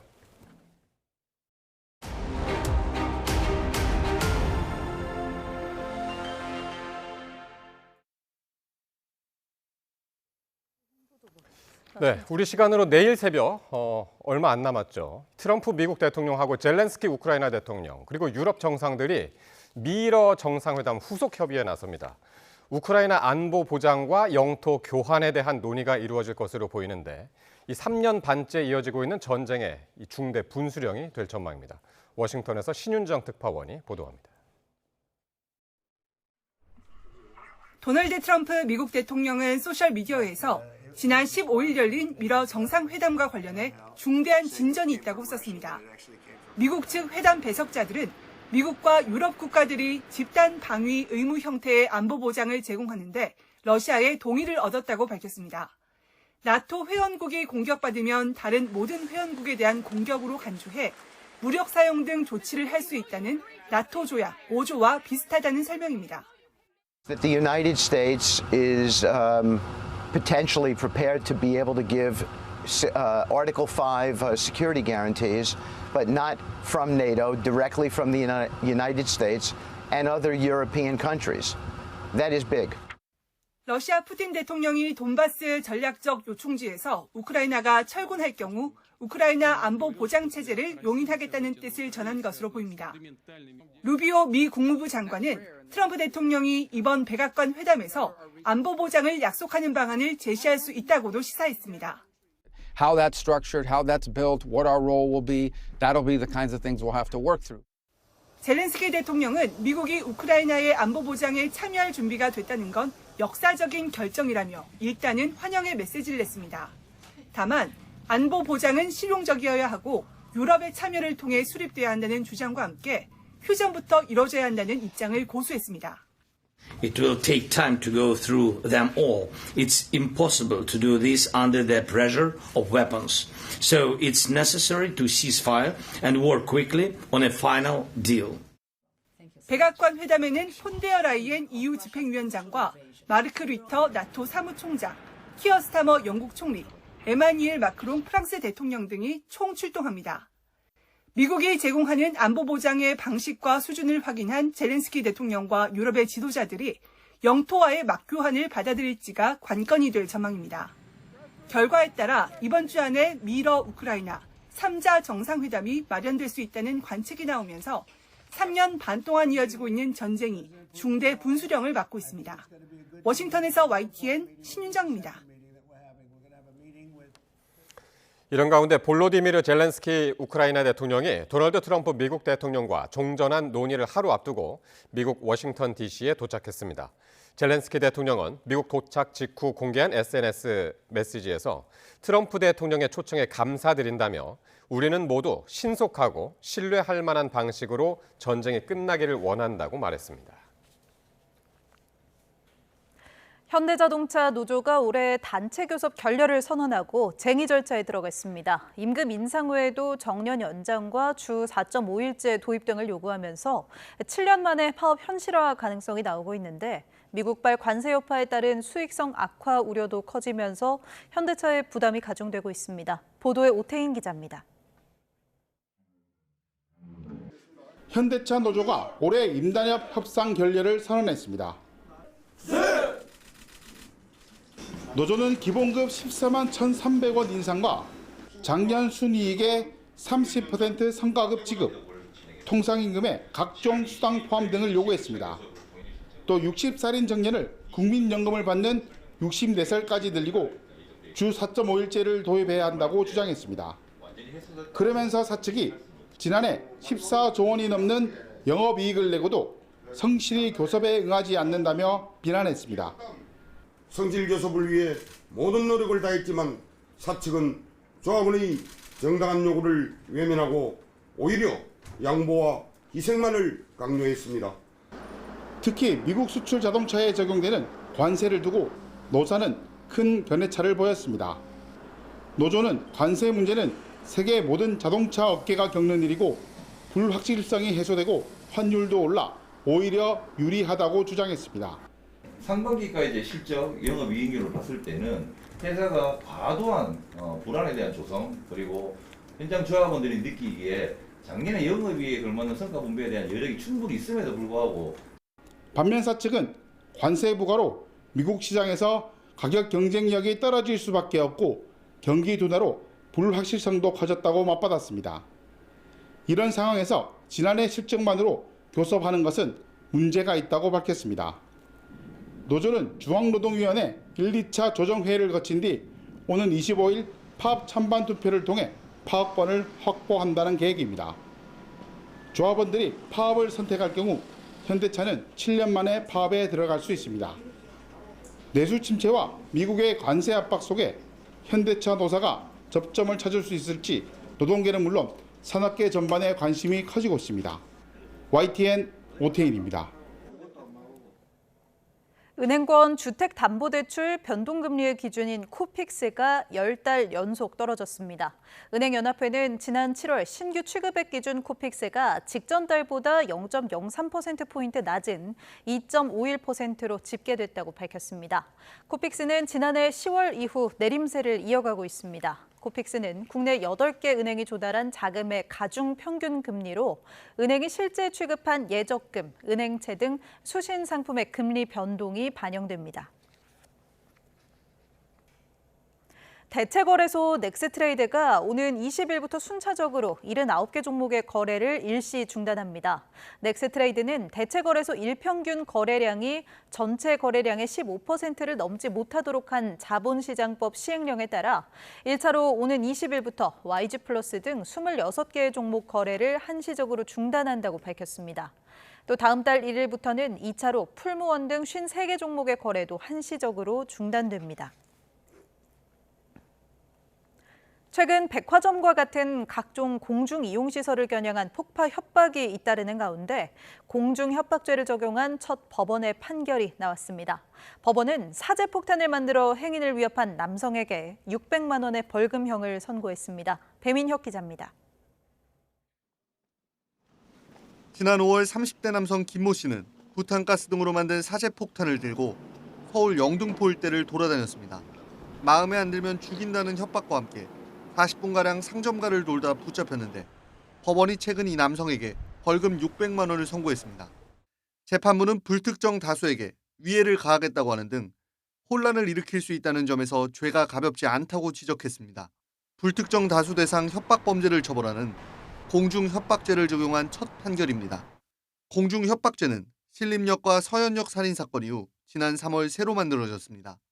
실제 피해가 없어도 5년 이하 징역에 처할 수 있습니다. 다만 이번 판결이 벌금형에 그친 것을 두고 처벌 수위가 너무 약한 것 아니냐는 우려도 나옵니다.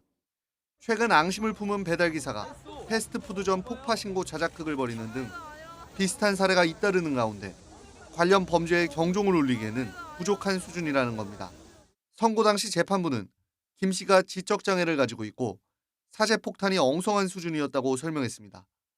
이런 상황을 고려해 처벌 수위를 낮췄다는 건데 법조계나 경찰에서도 이번 판결을 공중협박죄의 전형적인 사례로 보긴 어렵다는 의견이 나옵니다.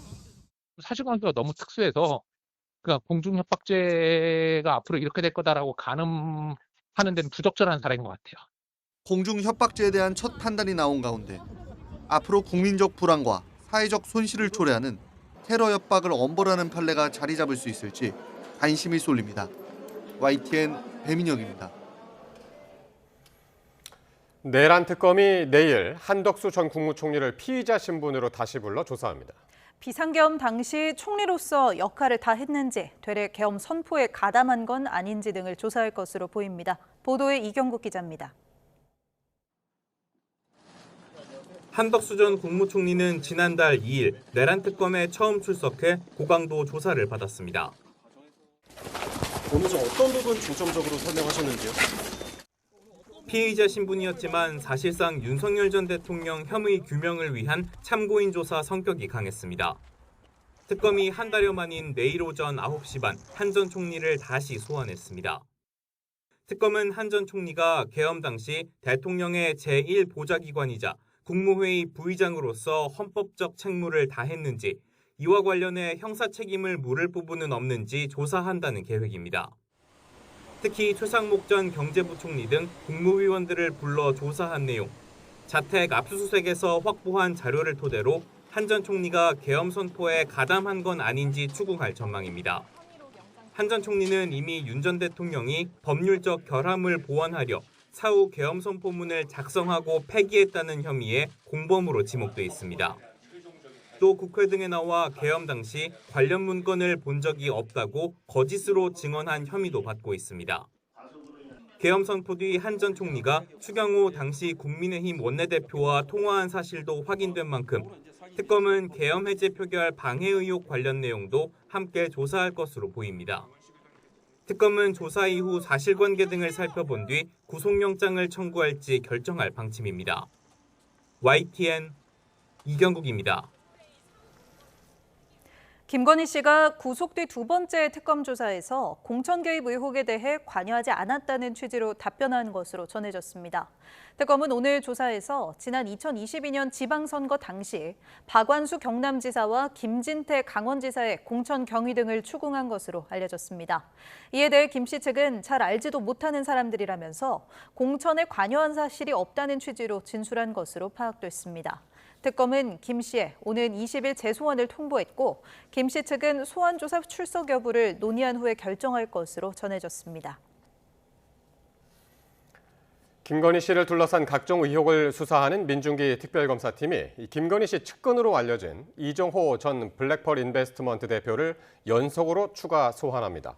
김건희 특검팀은 내일 오전 10시 변호사법 위반 혐의로 구속된 이종호 씨를 피의자 신분으로 불러 조사합니다.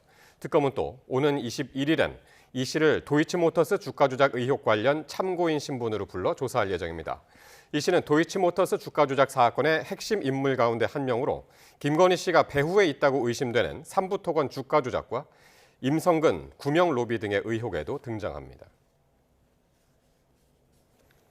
최상병 사건 수사 외압을 들여다보고 있는 이명현 특별검사팀이 김진락 전 국방부 조사본부 수사단장으로부터 국방부에 외압이 있었다는 취지의 진술과 이를 뒷받침하는 증거를 확보했습니다. 최상병 특검팀은 지난달 18일 김 전 단장에 대한 소환 조사에서 박진희 전 국방부 군사보좌관으로부터 수사 결과와 관련해 압박을 받았다는 취지의 진술을 확보했습니다. 국방부 조사본부는 지난 2023년 8월 9일부터 같은 달 21일까지 최상병 사건 수사 기록을 재검토했는데, 이 시기 김 전 단장에게 집중적으로 외압이 들어왔다는 취지입니다. 윤석열 전 대통령뿐 아니라 김건희 씨에게도 불법 계엄의 책임을 묻는 손해배상 청구 소송이 제기됐습니다. 변론이 끝날 때까지 참여자를 더 받을 예정이어서 원고 수는 10,000명을 훌쩍 넘을 전망입니다. 김철희 기자가 보도합니다. 불법 계엄으로 정신적 피해를 봤다는 시민 12,000여 명이 법원에 손해배상 소송 소장을 제출했습니다. 윤 전 대통령의 배상 책임을 인정한 법원 판단이 나온 지 20여일 만으로 앞선 소송들과 달리 이번에는 김건희 씨도 공동 피고에 이름을 올렸습니다. 김건희 씨를 공동 불법 행위자로 규정한 원고 측은 계엄 자체가 김 씨를 방어하기 위해 자행된 거라고 주장했습니다. 불법 비상계엄의 실질적 동기가 되었던 김건희 리스크, 그것을 덮기 위해서, 그 특검을 덮기 위해서 이것이 진행이 되었다고. 특검 수사 과정에서 김 씨가 계엄에 관여했다는 증거가 추가로 나오면 이 역시 재판부에 제출한다는 계획입니다. 또 대법원 판결 등 지금까지 나온 사법부 판단들만으로도 배상 책임 입증은 충분할 거라며 승소에 자신감을 내비쳤습니다. 그러면서 이번 소송을 통해 공직자가 위법한 행동을 하면 절대로 그 책임을 피할 수 없다는 명징한 교훈이 증명되길 바란다고 강조했습니다. 금전적 이익을 위해서 위법한 행위를 하면 끝까지 금융치료로 인하여 그 이익을 몰수할 수 있다는. 선정 당사자 형태로 진행되는 이번 소송은 변론 종결 전까지 추가로 참여자를 모집할 예정입니다. 만약 사법부가 이번에도 시민들 손을 들어준다면 윤 전 대통령 부부가 감당해야 하는 배상금은 천문학적으로 늘어날 거로 보입니다. YTN 김철입니다. 국민의힘은 당사 압수수색 재시도 가능성에 대비해 특검 사무실과 법원을 항의 방문하는 등 방어 총력전에 돌입했습니다. 민주당은 국민이 해산시키기 전에 스스로 해체하라고 날을 세웠습니다. 박광렬 기자가 보도합니다. 뼈약뼈 속 국민의힘 의원들이 광화문 김건희 특검 사무실 앞과 서울중앙지법 앞에 연달아 집결했습니다. 특검의 당원 명부 1차 확보 시도는 막았지만 영장 시한이 20일까지인 만큼 다시 들이닥칠 가능성에 대비해 결사항전에 나선 겁니다. 대규모 특검을 출범시킨 그 자체가 정치적 목적이 담긴 것입니다. 야당을 털어라. A부터 Z까지 탈탈 털어라. 이렇게 민주당이 하명하고 있는 것입니다. 비상대기령이 내려지며 지도부 회의도 당사에서 이뤄졌습니다. 당원 전체를 잠재적 범죄자 취급한다며 정당 해산으로 가기 위한 빌드업이 아니냐고 목소리를 높였습니다. 비상대책위원장 집무실 당사 이전, 철야 비상대기와 같은 당사 엄호 방안도 추가로 나왔습니다. 끝까지 당원 명부, 개인정보를 지키겠다. 적절하게 조를 구성을 해서 압수수색 영장 마지막 날까지 당사를 지키도록. 민주당은 압수수색 저지 시도를 두고 이젠 고쳤을 수도 없는 수준이라며 국민의힘 해산론을 거듭 부각했습니다. 구구의 힘은 더 이상 고쳐설 수 없는 지경, 재활용 불가 상태에 이르고 있습니다. 내란 정당 국민의힘은 진짜 국민의 힘으로 해산시켜야 합니다. 여기에 특검에 항의하며 당사에서 24시간 농성 중인 김문수 당대표 후보도 도마에 올렸습니다. 유튜브 중계 화면에 편한 차림까지 가감없이 드러났다는 점을 거론하며 속옷 농성이 당의 전통이냐고 깎아내렸습니다. 농성이 온종일 유튜브로 생중계되고 속옷 차림이 사진이 온라인에 퍼지면서 국민들께 불편과 수치심을 안기고 있습니다. 대국민 성희롱입니다. 당대표 후보직에서 사퇴하십시오. 전당대회가 임박한 데다 곳곳에서 동시다발적으로 조여오는 수사망에 더는 물러서선 안 된다는 국민의힘 내 반발은 더 거세지는 기류입니다. 어떤 식으로 결론이 나든 경색된 여야 관계의 실마리를 찾는 데 악재로 작용할 거란 전망입니다. YTN 박광렬입니다.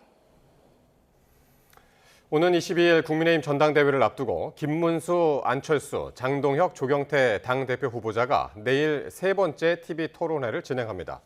이번 토론회에서는 국민의힘과 소속 의원들을 상대로 한 특검 수사와 이에 대한 대응 방식, 계엄 옹호 세력과의 절연 여부 등을 놓고 치열한 공방이 이루어질 것으로 예상됩니다. 국민의힘은 이번 토론회를 마친 뒤 20일과 21일 당원 투표와 여론 조사를 거쳐 22일 당대표 선출에 나서는데 과반 득표자가 없으면 추가 TV 토론회를 거쳐 오는 26일 결선 투표를 진행할 예정입니다. 더불어민주당 정청래 대표는 이틀 동안 경북 경주를 찾아 에이펙 정상회의 준비 현장을 점검하고 민생 현장을 찾습니다. 정 대표는 내일 경주 불국사를 먼저 방문한 뒤 10월 말 열리는 아시아태평양 경제협력체 에이펙 정상회의 현장을 찾을 계획입니다. 또 모레는 경주에서 현장 최고위원회를 열고 황리단길 등에서 민생 현장도 둘러볼 예정입니다.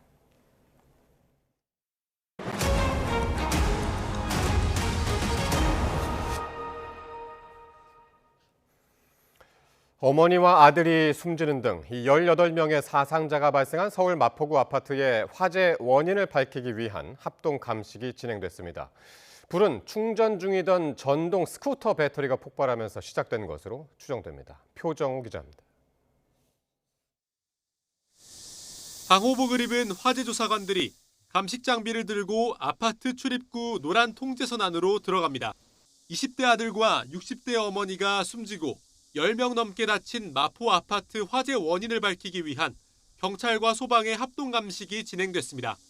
불이 시작된 14층을 집중적으로 살핀 감식팀은 방 안에서 전동 스쿠터에 사용하는 리튬이온 배터리 팩을 발견했습니다. 전동 스쿠터에 쓰이는 배터리는 대부분 탈착식이라 집에서 충전할 수 있습니다. 추정은 돼요. 전동 스쿠터에 들어가는 배터리 팩이라고 추정은 됩니다. 2차 점진 거는 맞는 것 같습니다. 경찰은 앞서 유족이 전동 스쿠터 배터리를 충전하던 중 폭발이 일어났다고 진술한 만큼 배터리 팩 등을 국립과학수사연구원에 보내 정밀 분석하기로 했습니다. 아파트 외벽이 검게 그을려 있는 등 화재 흔적이 여전한데요. 인근 주민들은 급한 대로 임시거처로 몸을 피했습니다. 이번 화재로 일부 이웃집도 불에 타고 전기가 끊기며 30여 세대 140여 명의 이재민이 발생한 걸로 집계됐습니다. 옷장 안에서도 연기 들어가가지고 그냥 정상 아니더라고요. 집에 가고 싶죠. 잠은 못 자고 많이 불편해요. 화재 원인 분석과 복구에 적잖은 시간이 걸릴 걸로 보이는 가운데 마포구청은 피해 주민에 대해 숙박비와 식비 일부를 지원할 예정이라고 밝혔습니다. YTN 표정우입니다. 경남 김해의 공장 신축 공사 현장에서 작업자가 떨어져 숨져 경찰 등이 수사를 하고 있습니다. 최근 산업 현장에서 추락 사고가 잇따라 발생하고 있어 예방책이 필요해 보입니다. 임형준 기자입니다. 경남 김해 산업단지에 있는 공장 신축 공사 현장입니다. 지난 휴일 이곳에서 작업자 40대 남성 A씨가 11m 높이에서 떨어져 숨졌고 공사는 중단됐습니다.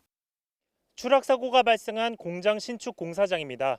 머리 등을 크게 다친 A씨는 현장에서 숨졌습니다. A씨는 작업을 마친 뒤 쉬기에 이동하려고 리프트를 타려다 떨어진 것으로 조사됐습니다. 당시 사고 현장엔 추락을 막는 방호망이 설치돼 있었지만 사고가 났습니다. 통행을 위해 리프트를 타고 내리는 공간엔 방호망을 젖힐 수밖에 없기 때문에 작업자가 몸에 입는 안전대를 거는 설비를 갖춰야 합니다. 관계자, 목격자, 참고인 등을 통해서 안전대 고리 설비가 왜 설치 안 돼 있는지를 조사하고 있고 또 이후에 중대재해처벌법 위반 여부에 대해서 수사를 진행할 예정에 있습니다. 최근 경기 의정부의 아파트 공사장에서도 그물망 해체 작업을 하던 50대 노동자가 18m 높이에서 떨어져 숨졌습니다. 이런 추락 사망 사고는 산업재해에서 큰 비중을 차지하고 있습니다. 지난해 산업재해로 숨진 사람은 모두 589명. 이 가운데 38.5%인 227명이 떨어짐, 즉 추락사고로 숨졌습니다. 추락사망 사례 비중이 큰 만큼 예방이 최우선입니다.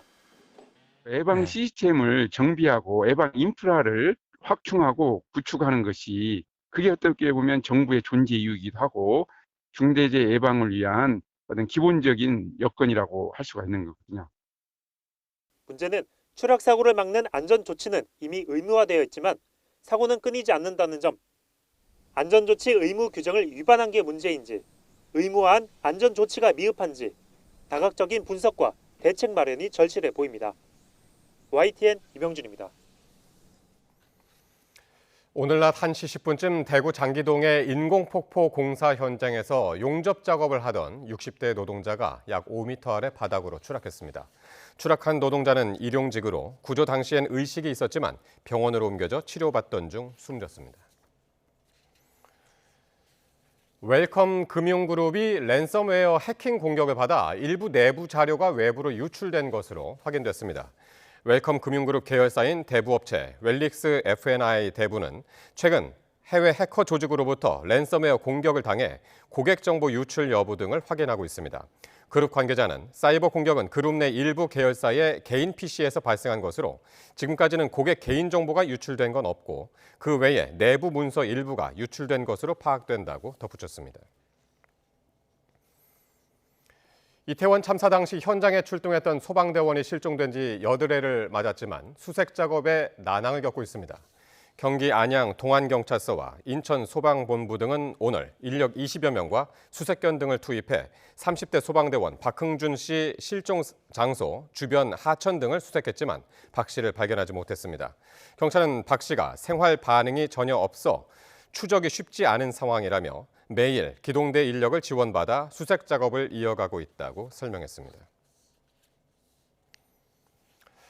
최고 에너지 효율의 가전을 사면 최대 30만 원을 돌려주는 이 으뜸 효율 가전 환급 사업 신청이 빠르게 늘고 있습니다. 하지만 인기가 많아서 이 정해진 예산도 빨리 바닥을 드러낼 것으로 보입니다. 박기환 기자의 보도입니다. 더마다 기능을 뽐내는 가전들 사이로 높은 에너지 효율을 강조하는 광고 문구가 곳곳에 걸려 있습니다. 11가지 가전 가운데 에너지 효율이 가장 높은 제품을 사면 구매가의 10%, 최대 30만 원까지 돌려주는 으뜸 효율 가전 환급 사업 때문입니다. 가전제품을 사용할 때 얼마나 전기를 아낄 수 있는지 보여주는 에너지 소비 효율 등급표입니다. 이 세탁기는 1등급을 받은 제품으로 환급 신청을 하면 30만 원을 돌려받을 수 있습니다. 새 가전을 사러 온 소비자들의 구매 기준도 달라졌습니다. 예전에는 그냥 디자인이라든가 효용성 뭐 이런 걸 보고 구매했다고 하면은 지금 그래도 아무래도 그 환급이 되면서 또 이제 1등급 되면 그 전기도 덜 들어가잖아요. 환급 신청도 빠르게 늘고 있습니다. 지난 13일 신청 홈페이지가 열리고 닷새 만에 26만 7천 건의 환급 신청이 접수됐습니다. 가격 부담을 덜 수 있다는 장점에 소비자들이 지갑을 열기 시작하자 제조사와 유통업체에도 내수 부진 속 단비가 되고 있습니다.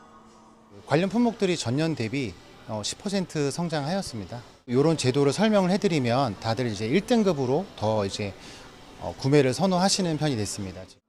뜨거운 반응에 예산 2,671억 원의 소진 시점도 빨라질 전망입니다. 지난 2020년 시행된 비슷한 환급 사업의 경우 정해진 기간인 10개월에서 겨우 절반이 지났을 때 3천억 원의 예산이 바닥났습니다. 산업부는 이번 환급 사업 예산으로 100만 건가량의 환급을 진행할 수 있다고 보고 늦어도 10월에 예산이 소진될 것으로 예상했습니다. YTN 박견입니다. 이재명 대통령은 고의적인 왜곡 보도나 허위 정보에 대해서는 마땅히 책임을 물어야 한다고 말했습니다. 또 민감한 사안은 국민에게 먼저 알리는 공론화 과정을 반드시 거쳐야 한다고도 언급했습니다. 보도에 홍민기 기자입니다. 더불어민주당이 언론개혁에 속도를 내는 가운데 이재명 대통령이 이와 관련한 언급을 내놨습니다. 언론의 정부 감시 견제 역할도 중요하지만 고의적인 왜곡과 허위 보도에 대해선 책임을 지게 해야 한다는 겁니다. 고의적 왜곡 및 허위 정보는 신속하게 수정해야 하며 그에 따른 책임을 물어야 하는 게 마땅하다 말했습니다. 이 대통령의 발언은 정부 홍보 효율화 방안을 논의하는 비공개 국무회의에서 나왔습니다. 조현 외교부 장관이 캐나다와 영국의 사례를 들며 허위 조작 뉴스에 대해서는 굉장히 엄하게 단속하는 것 같다고 말하자 이 대통령이 좋은 보고 내용이라고 평가한 것으로 전해졌습니다. 이어 미디어 변화라는 흐름을 따라가더라도 허위 조작 뉴스는 반드시 해결해야 할 문제라고 강조한 것으로 알려졌습니다. 이에 정청래 대표 취임 이후 언론중재법, 징벌적 손해배상제 등 언론개혁에 속도를 내는 민주당에 이 대통령이 힘을 싣는 게 아니냐는 해석이 나왔습니다. 다만 대통령실은 이 대통령이 구체적 법안에 대해 언급하지는 않았다며 선을 그었습니다.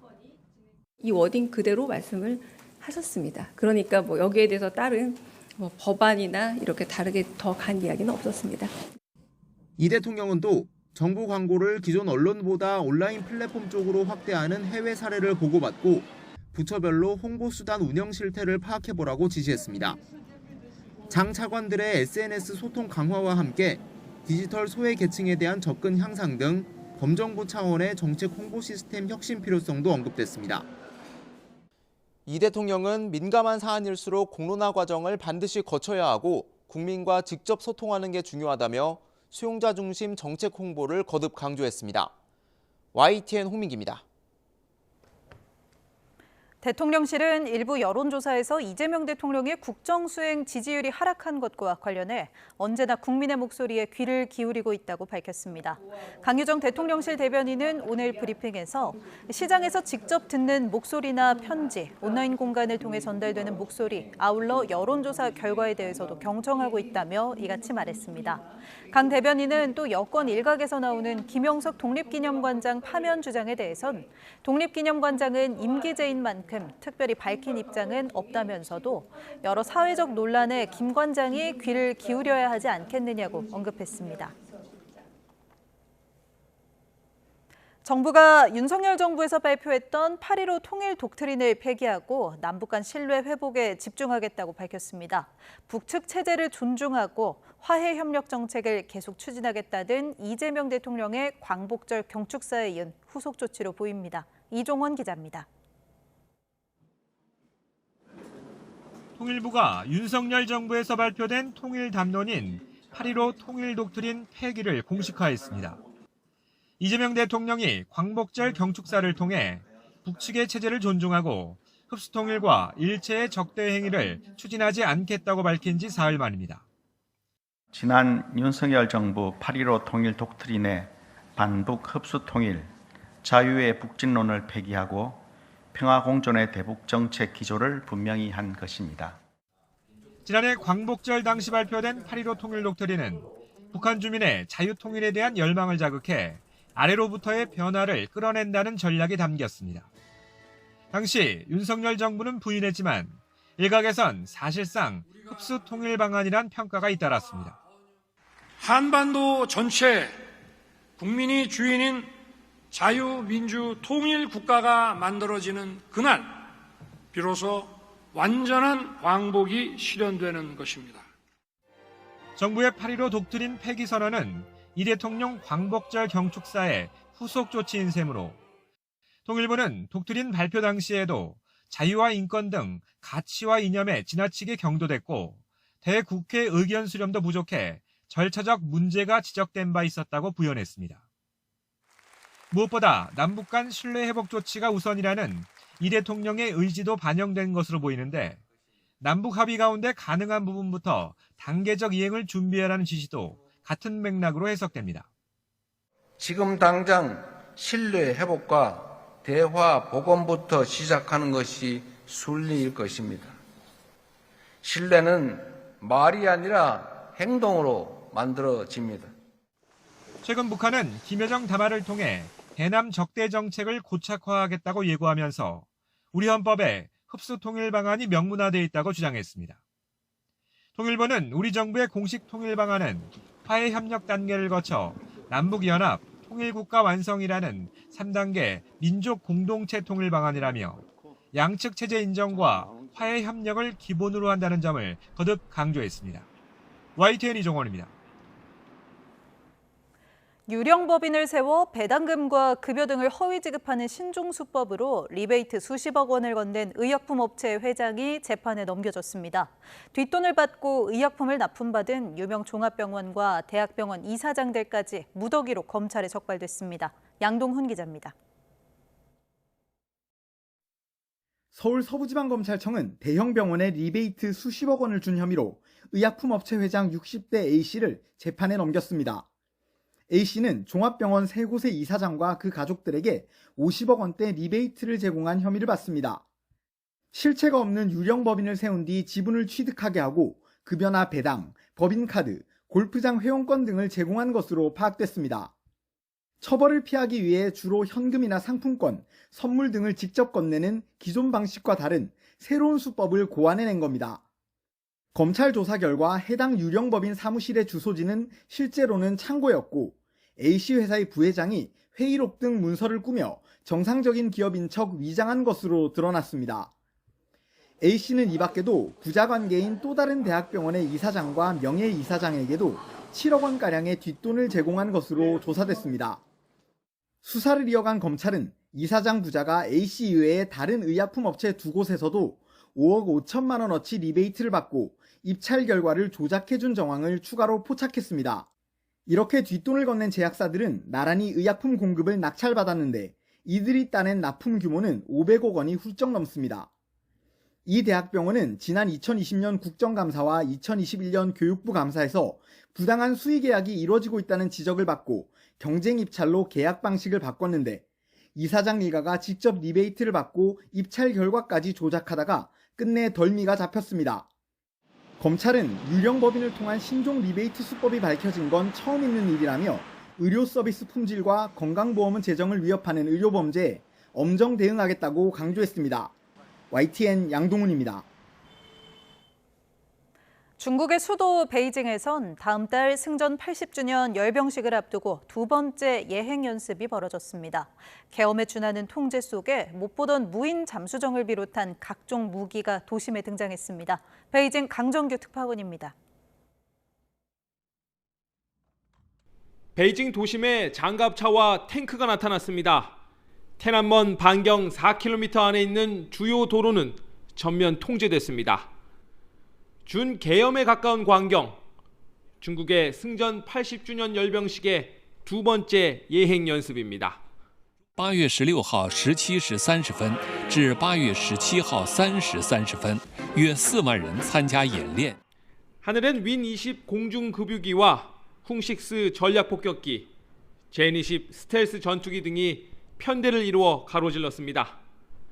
지상엔 수송차에 실린 둥펑 시리즈와 잠수함 발사 탄도탄, 쥐랑 등 핵미사일이 열맞춰 행진했습니다. 몸통에 AJX-002란 코드명을 드러낸 무인 잠수정 추정 무기도 처음 목격됐습니다. 길이 약 20m, 지름 1.5m로 러시아의 핵 어뢰 포세이돈과 닮았다는 평가입니다. 총 6기 가운데 위장막으로 가린 2기엔 동체에 위로 솟은 장비가 추가된 형태였습니다. 9월 3일 열병식 당일에 정확한 재원이 공개될지 관심입니다. 这个真说不好，还得把布拉开才知道。 이 밖에 우크라이나와 중동 전쟁에서 위력을 과시한 무인 전력들도 대거 선보일 전망입니다. 오는 23일 세 번째 예행 연습 땐 테난먼 광장으로 이어지는 이 도로가 통제되는 것은 물론 주변 건물에서 창밖을 내다보거나 이렇게 베란다 밖에 나오는 것도 금지됩니다. 베이징에서 YTN 강정규입니다.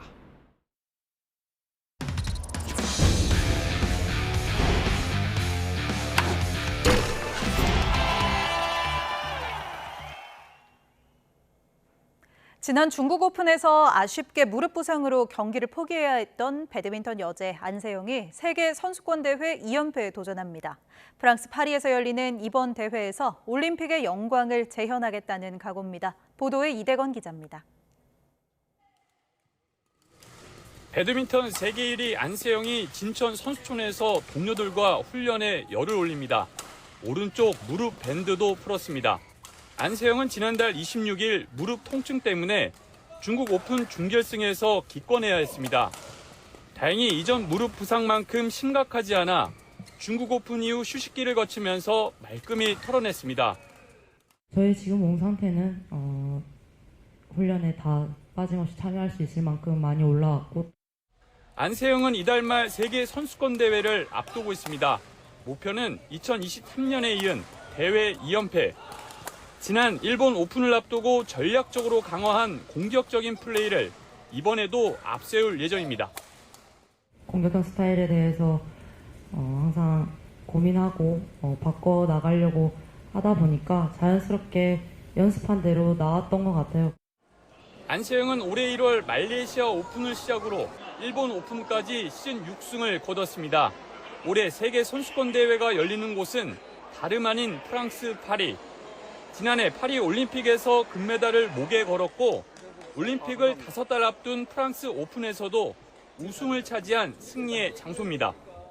프랑스에서는 제가 항상 좋은 성적을 냈었기 때문에 또 이번에 어떤 모습으로 제가 보여드릴 수 있을지 굉장히 저도 기대가 되고요. 굉장히 좋은 기운을 가지고 있는 곳이라고 생각하고 있습니다. YTN 이다운입니다. 프로야구 막판 순위 싸움이 치열해지고 있습니다. 어깨가 무거워진 마무리 투수들과 막판 집중력을 끌어올린 타자들 사이에서 동점이나 역전을 허용하는 블론 세이브 상황이 속출하고 있습니다. 이경재 기자입니다. 일요일 롯데는 8회 원아웃 만루 위기에서 마무리 김원중을 내보냈습니다. 넉 점의 리드를 지켜줄 거란 믿음이었지만 삼성 김영웅에게 그랜드슬램을 얻어맞았습니다. 9회에도 안타 2개를 맞고 추가점을 내줬습니다. 9회 말 황성빈의 극적인 솔로포로 결국 8대8 동점. 롯데의 8연패 탈출은 그렇게 무산됐습니다. 토요일 한 점 차에서 등판한 두산 마무리 김태균은 기아 위즈덤에게 동점포를 허용했습니다. 김태균의 적시타로 경기를 뒤집은 기아는 9회 말 정희영이 불을 끌어 나왔지만 결과는 허무했습니다. 안타 2개와 볼넷 1개로 주자를 꽉 채워주고 마운드를 내려왔고 이어 나온 조상우는 김인태에게 끝내기 안타를 맞았습니다. 한화 김서현은 8월 들어 7경기에 나와 5경기에서 실점하며 3번의 불론을 기록했고 평균 자책점은 17점을 넘었습니다. 그야말로 마무리 순환시대. 하나와 두산도 뒷문 단속에 고민이 깊습니다. 치열한 순위 싸움에 무더위를 견디며 체력은 떨어지고 부담은 커지는데 타자들의 경기 막판 집중력은 높아졌기 때문이라는 분석입니다. 상대적으로 LG 유영찬과 SSG 조병현, KT 박영현과 NC 유진욱 등은 8월 들어서도 안정적으로 뒷문을 지키고 있습니다. 팀이 많은 경기를 이겨서 제가 세이브를 30개 정도는 하고 싶고요. 저희 팀이 우승할 수 있도록 제가 뒤에서 잘 마무리하려고 하고 있습니다. 아직 안개 속인 정규리그 1위 다툼과 가을 야구 경쟁. 마무리 투수들의 어깨에 팀의 운명이 달려 있습니다. YTN 이경재입니다. 프로야구 선수가 되기 위해서는 신인 드래프트에 참가해야 하죠. 그런데 드래프트 신청 자격이 없는 선수들도 있습니다. 어쩌면 이 선수들에게 마지막일지 모르는 기회가 주어졌는데요. 미생들의 당찬 도전 현장 함께 보시죠. 지난 2013년 도입된 신인 드래프트 트라이아웃 현장입니다. 여러 사정으로 야구를 중간에 그만뒀거나 해외 진출했다 팀을 못 찾았거나 아예 선수 등록도 하지 않았던 미생들. 모두 19명의 선수들이 참가해서 방망이를 휘두르고 공을 잡고 또 던졌습니다. 프로팀 스카우터들은 옥석을 찾기 위해 꼼꼼하게 선수들의 실력을 기록합니다. 마음에 드는 선수가 있으면 다음 달 신인 드래프트에서 선발할 수 있습니다. 가장 주목을 끈 건 메이저리그 템파베이에도 지명됐던 건장한 체격의 외야수 신우열 선수, 그리고 대학 동아리팀에서 야구를 하다 독립구단 연천 미라클에서 뛰고 있는 투수 선성권 선수였는데요. 선수들의 이야기 직접 들어보시죠.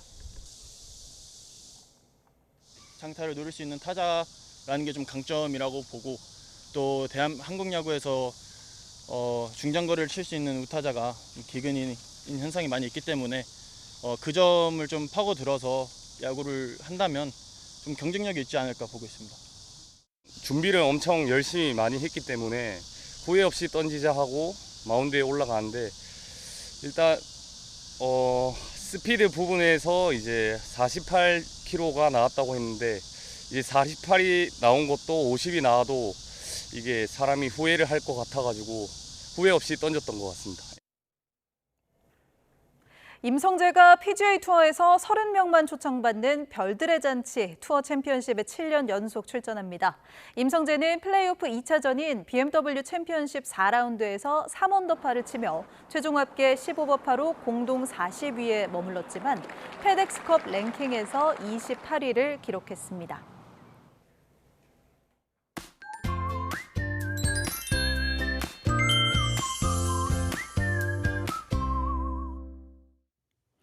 연일 무더운 날씨가 이어지고 있습니다. 밤사이 곳곳에서 열대야가 나타나겠고 한낮에는 찜통더위가 기승을 부리겠는데요. 내일 서울 낮 기온은 31도지만 체감온도는 이보다 더 높겠고요. 대구는 35도까지 올라서 오늘보다 더 덥겠습니다. 내일 오전까지 수도권과 강원도에는 비가 이어지겠습니다. 특히 오늘 밤사이 경기 북부와 강원 북부에는 시간당 30mm 안팎의 강한 비가 예상되는데요. 내일 오전까지 이 지역에 80mm 이상의 많은 비가 내리겠고 오후 한때 내륙을 중심으로는 소나기가 지나는 곳이 있겠습니다. 밤더위가 이어지며 내일 아침도 후텁지근하겠습니다. 내일 서울 아침 기온은 26도, 대구는 24도를 보이겠고요. 전국 대부분 지역에 폭염특보가 내려진 가운데 내일 서울 낮 기온은 31도, 대전과 광주는 33도, 대구는 35도를 보이겠습니다. 수요일까지 수도권과 강원도에는 비가 자주 내릴 전망입니다. 지금까지 날씨 정보였습니다.